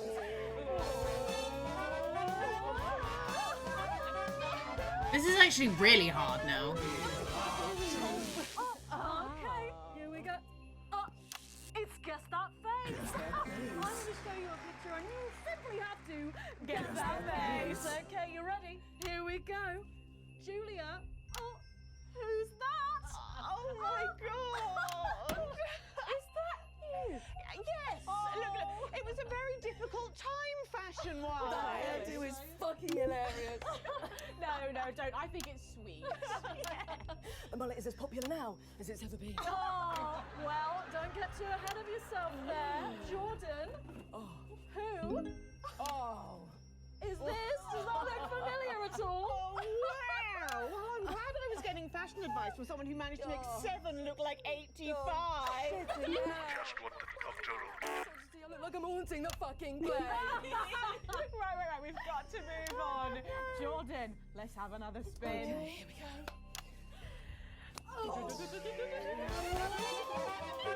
This is crazy. I'm sorry, I am trying to talk, but it's so difficult. Okay. Oh, It's my go, you go. Go on. Sorry, I'm so keen. Well, you're in for a treat. Yeah. It's fact or fish. Okay, if you look under your podiums, you will find a lovely fish smoothie. Now, I'm going to ask you both a question, and all you have to do is answer it honestly, or else you'll have to drink the smoothie. Okay? Are you ready for the question? Yes. Here we go. Which of your esteemed hosts is the more talented one? Oh, what a cop-out.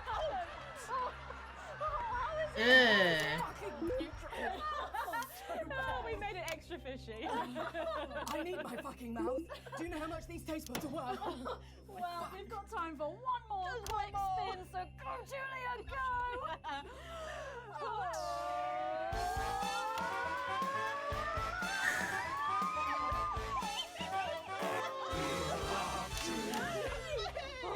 Here we go, my goodness. Okay, so, Julia, take a look in that box under your desk there.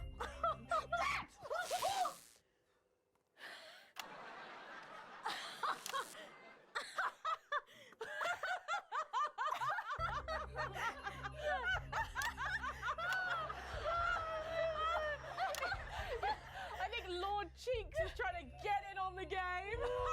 Bless him. Julia, what have you got in that box? It's not cheese, is it? Another one, Mr. Bozeman. Don't mind if I do, Mr. Bozeman. Linguals? What am I supposed to do with these? Well, give it a go for us.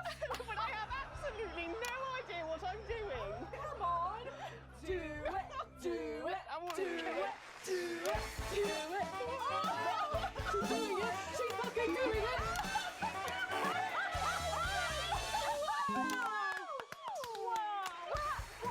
So impressive, I have to say, unexpected. Well, gosh, that was our game of Wheel of Fortune. Megan's My face. God, wasn't that fun? Okay. That hit the spot.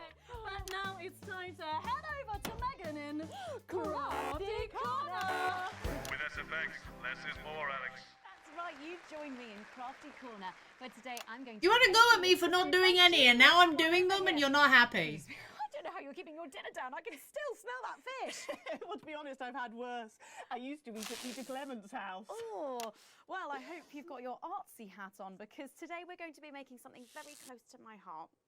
It's our little studio. Look at that. Isn't it adorable? All of us there on the sofa. Wow. Oh, it's gorgeous. Oh, is that all you in there? Yeah, it is. If we can just get a little zoom in, there we are. Oh, I don't know about you, Julia, but I always leave my holiday shopping to the last minute. Oh, every year. I do it every year. Well, luckily these make amazing gifts. Shall we get cracking? Oh, well, not much left in the bottle. Clearly not too... Box here. And Julia, Boseman is that's it. getting Grab this pissed scissors. right now. I just want you to get rid of this front panel here. Perfect. Will do. Are you big celebrators in your house, Julia? Oh, yes. No, in my house, we show our love through food, like big dinners, loads of drinks. Absolutely right. That's the best bit about any holiday. It's all that food. This bit as well. Absolutely right. Cutting along the line there. Do be careful with the scissors at home. Make sure you're being supervised. It's a bit if you tough. are a child. There we go. Fabulous. There we go. Okay, so it's going to look a little something like this, and I've got one here I made earlier.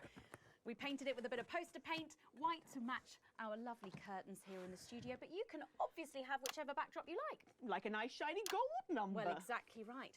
So we're going to make bits of our set now to put in the studio, perhaps a little desk.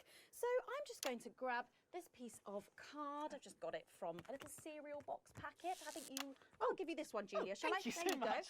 And all you need to do is cut along the Lovely. lines there. Fabulous.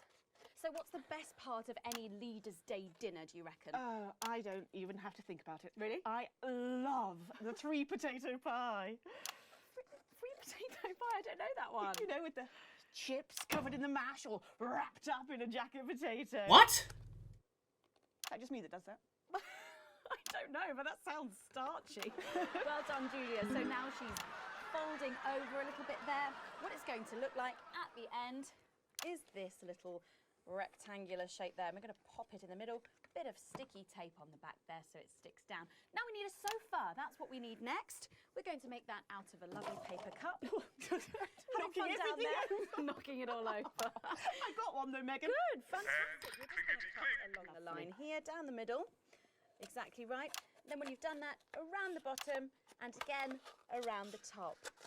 Well done. When you're done, Please watch your fingers. Bloody hell, woman. something like this. And look what I've done there. I've stuck some felt down. Nice and comfortable sofas. Yes, can't have our tiny Megan having an uncomfortable sofa, can Well, we? absolutely not. She'll be on the phone to her tiny agent and getting someone tiny fired. Yeah. Well, there's only one thing missing, isn't there, Julia? What is that? A higher calibre of guests. Nearly. It's people. So all we've done to make our little people is we've stuck a cocktail stick into a bottle cap. We just need a face for that now. I've got a good one here. I know it well. It's me. Lovely. I'm going to stick it down there. A little bit of sticky tape. Oh, my felt's going everywhere. There we go. Oh, I'm a bit lonely. Let's take Robin and Patrick over. Sitting down on the couch over there. There you go. And well, I'll make myself just comfortable just there. Yeah, there we go. And these, of course, are all Lovely. made and cut out of our favourite newspapers or magazines, so you can have any guests you like.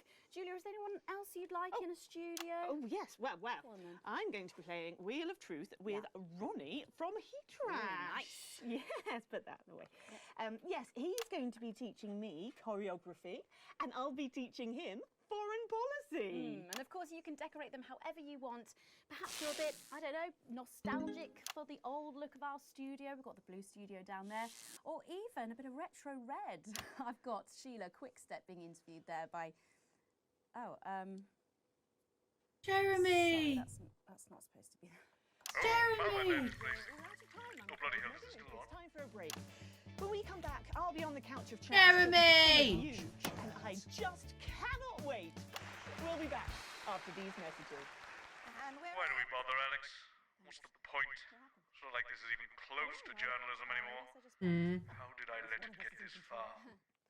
You followed the government, Boseman. You followed the government. You're coming with me.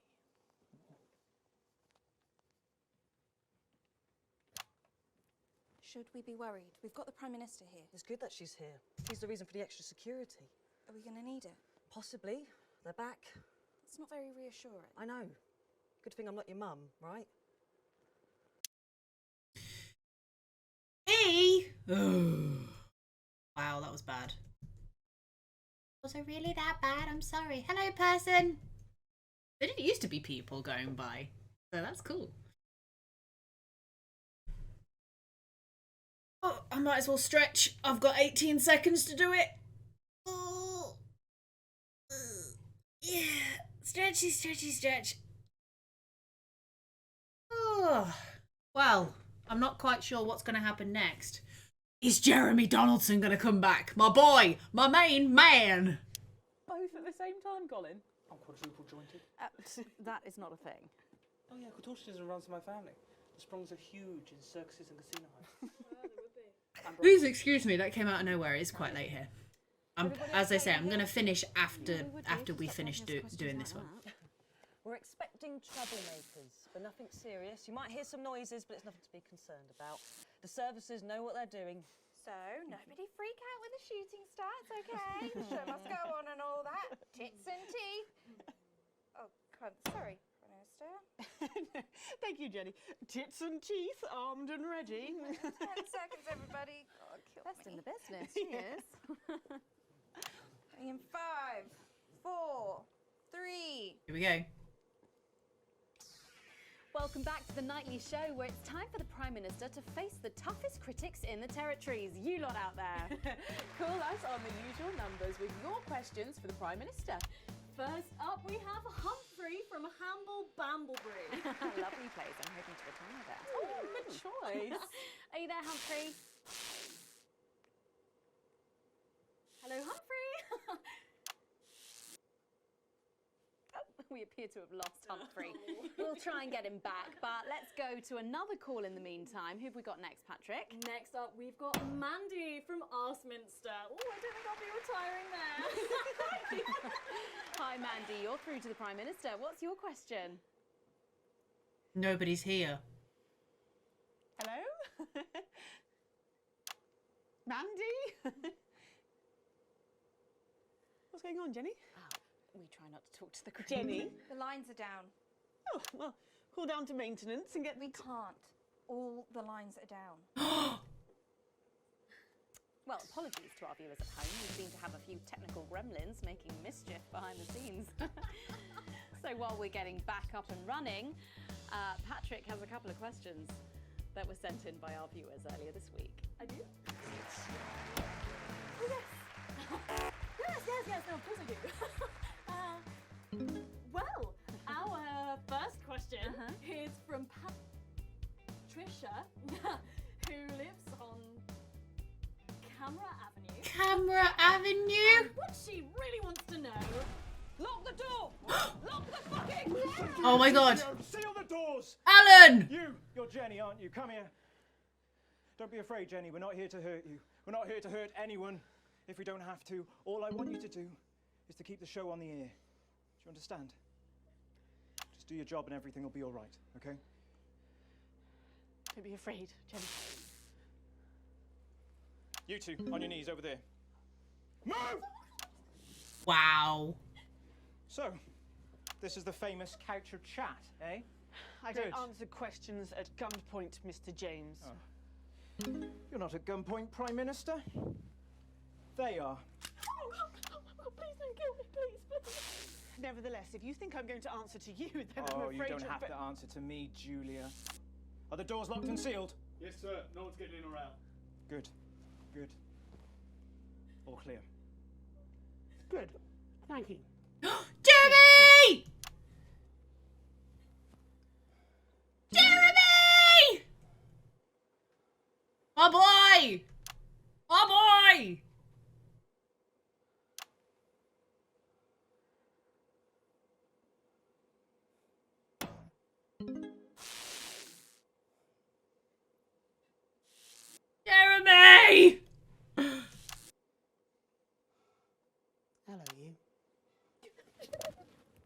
Aw, that's so sweet.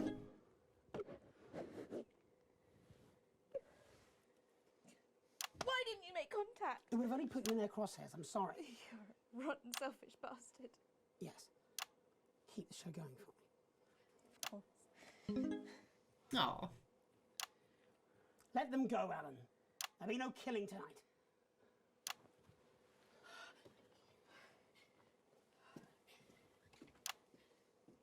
Hello. Sorry, I don't think we've met. I'm Patrick Bannon. Is that what you're telling yourself, is it?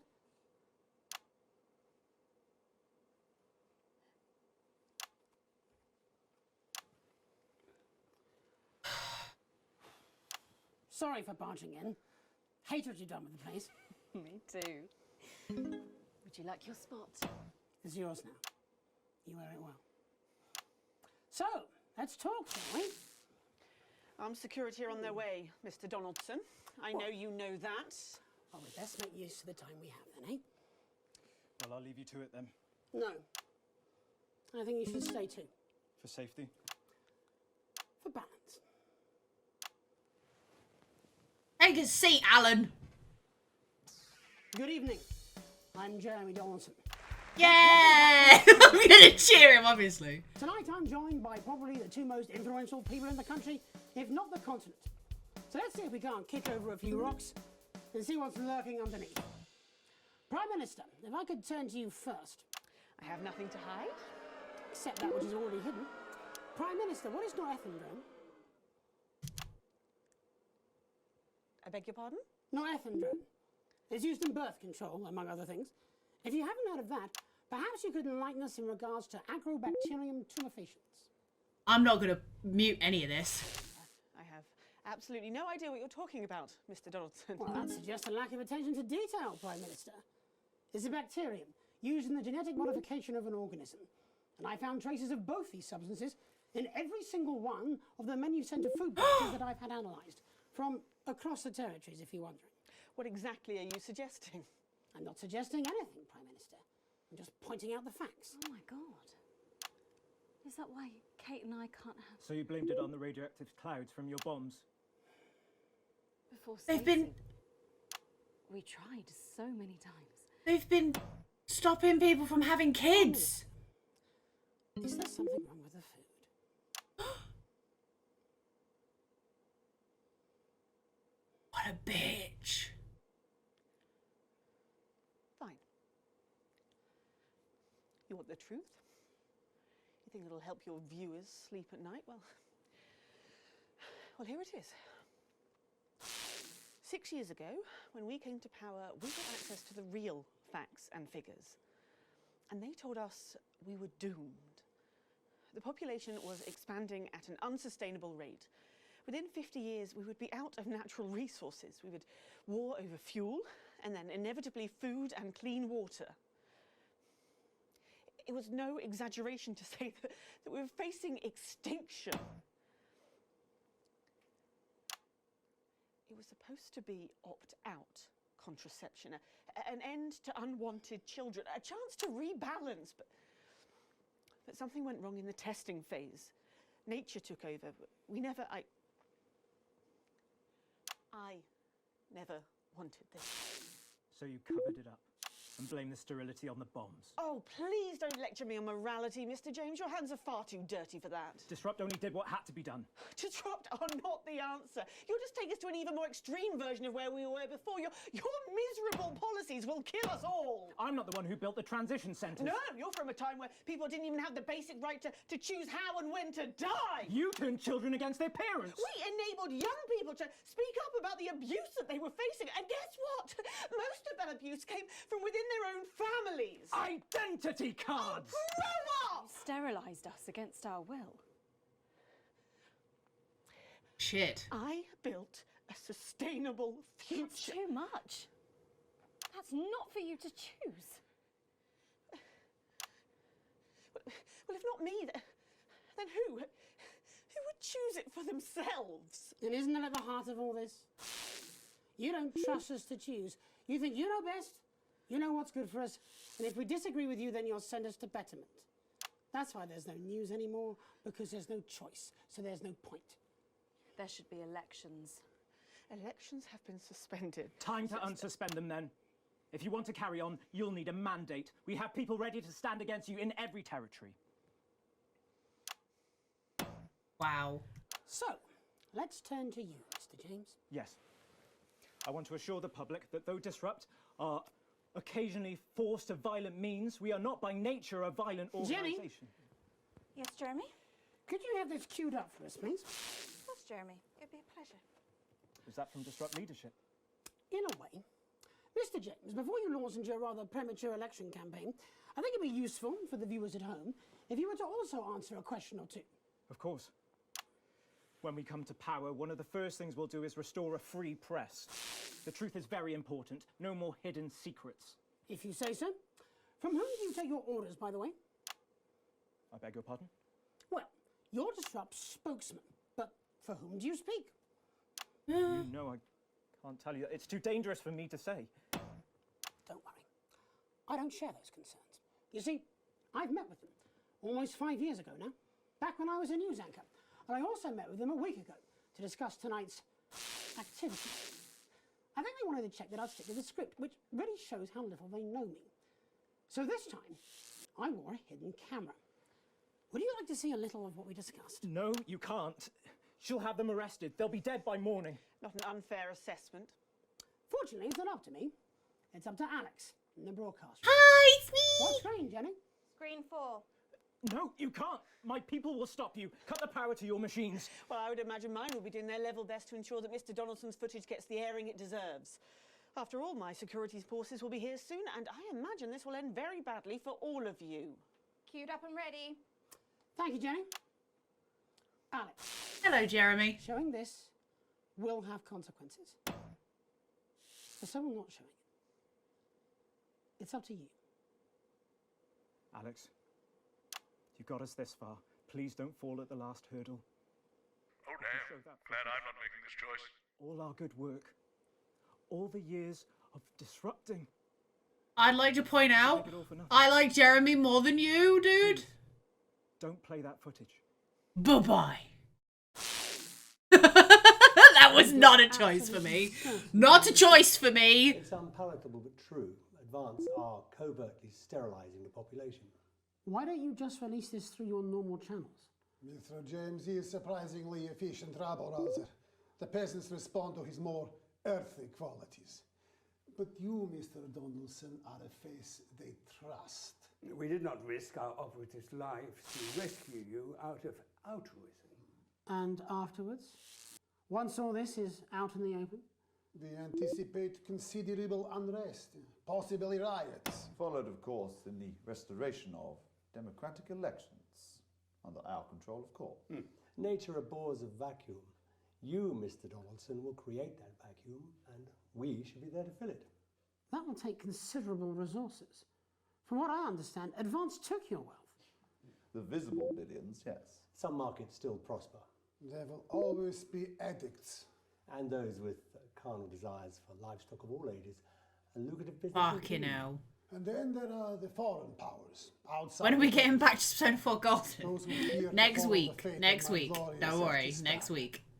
For them, no price is too high. Folks like us are always well-resourced. You need have no concern about that.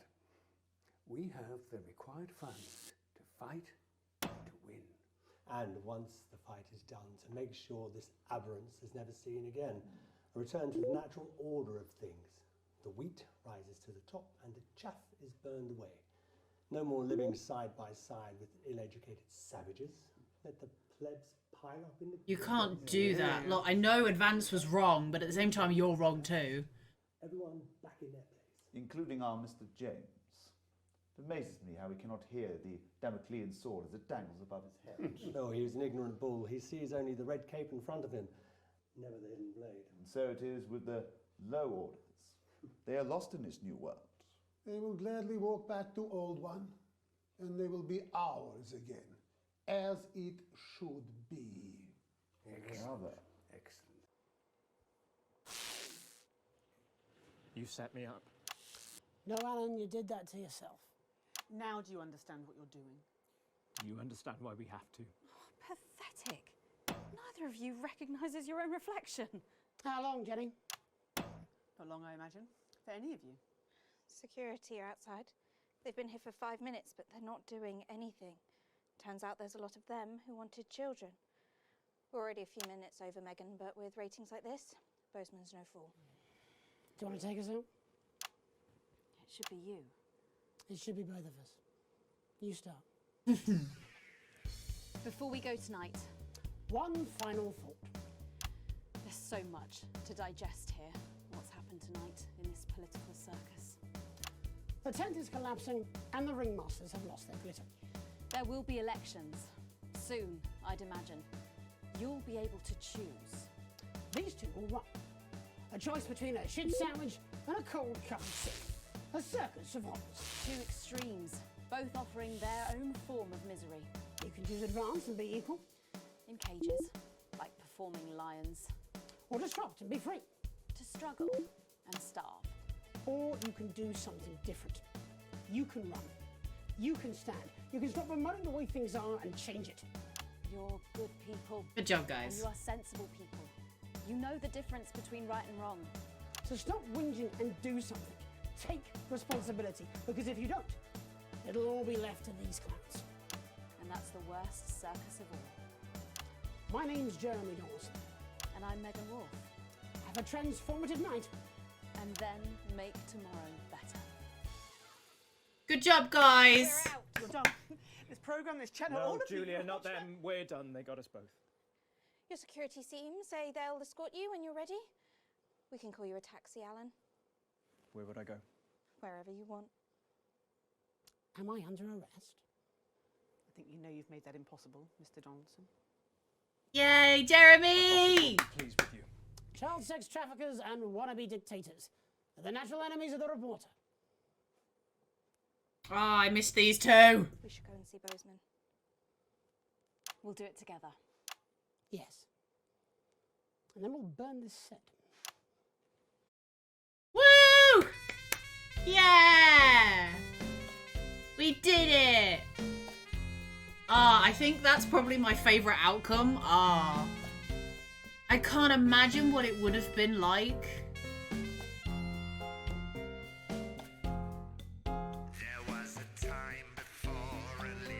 Lauren Blunderclatch remains beloved to the nation and hated in the industry.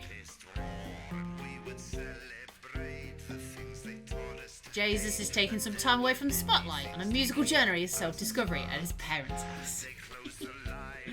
Oh my god, that was amazing. I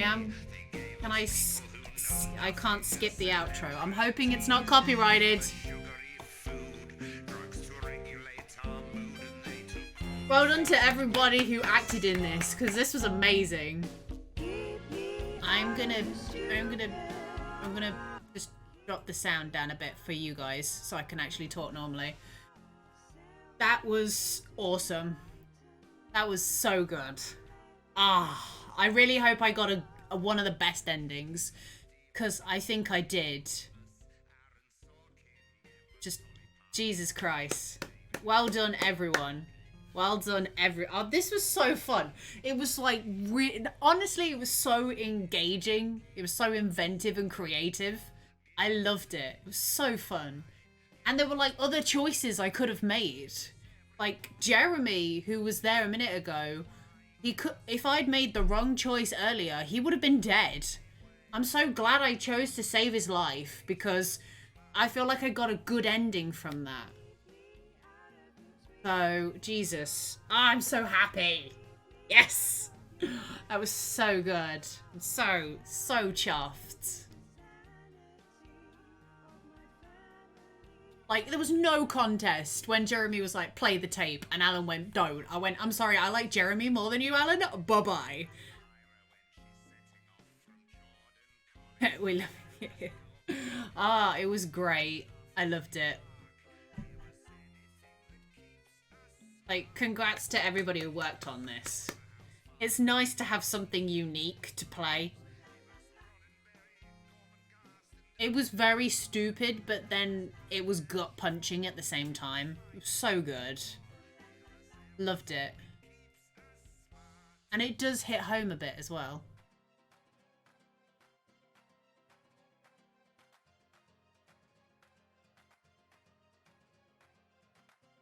So many people worked on this as well. It's great. Right. I don't think there's any more singing, so I'll turn the sound back up a little bit. No, it's back. Hang on a minute. Sorry. I can't skip it. Not that I want to not show these people who did well on this, but I just know it'll be copyrighted. So. Crazy Neil!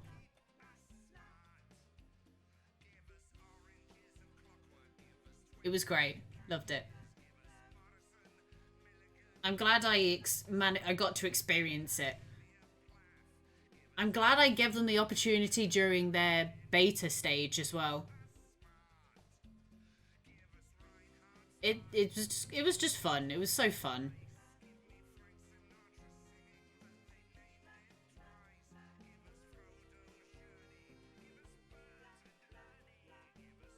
I'm boogieing along to this and you can't. Fuck it, let's put it up.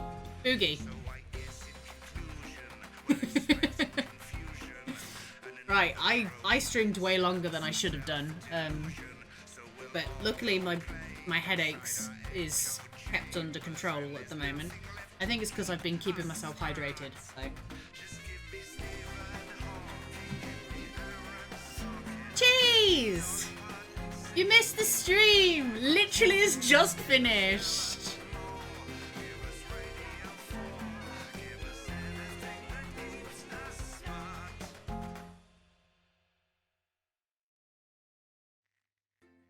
Wow. Yeah, I've literally just finished cheese.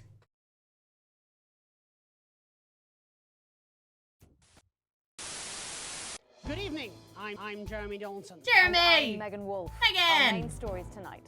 The votes are in, and it's a decisive win for Accord. The new centralist party snatched victory from under the noses of the mainstream parties. Incoming Prime Minister Fatima Chowdhury called Accord's win proof that the major parties had lost the trust of the nation and signalled the end of extremist politics.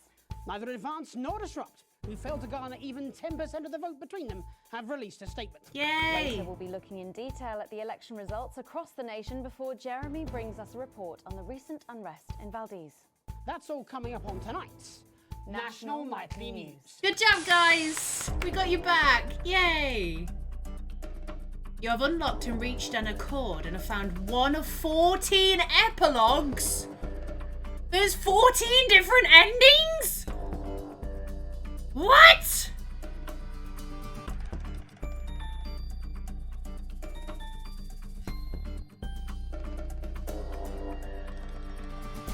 There's 14 different endings. Under new management, a renewed mandate, a new leaf, chaos reigns, oh my god, a better Jeremy, inevitable advancement, changing of the guard, Jeremy's injustice. I'm assuming that's if he dies, all fall down, Julia's judgment, wacky fun, a brighter future, the middle ground. Okay.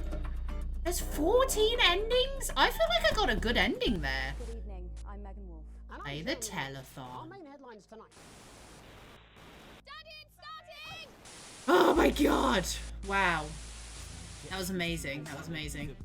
Right, I'm gonna quit the game because it's just so noisy. Let me just switch to my chat. Damn, guys! We did it! That was so good. I'm so proud of us. We did so well. Like, that was mental. That was really good. 14 endings, though? That's insane.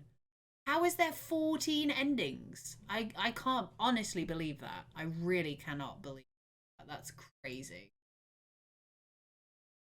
Just, I'm hoping that the ending I got was like one of the better endings because Jeremy was still alive. We outed both Advancement and Disrupt that were both bad companies. So I'm hoping that we did Advancement and... Sorry, I'm clicking on things that I shouldn't. Oopsies. I just hope that things like turn out to be really good for,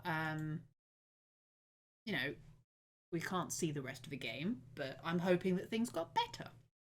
Yeah, the game has finished now. That is, as I say, one of 14 endings, cheese.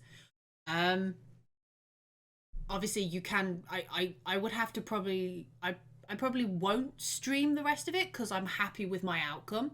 But what I might do is I might look up what the other endings are and like how they are shown to the rest of the yeah, I feel like I got a good neutral one there, Key. I feel like I did.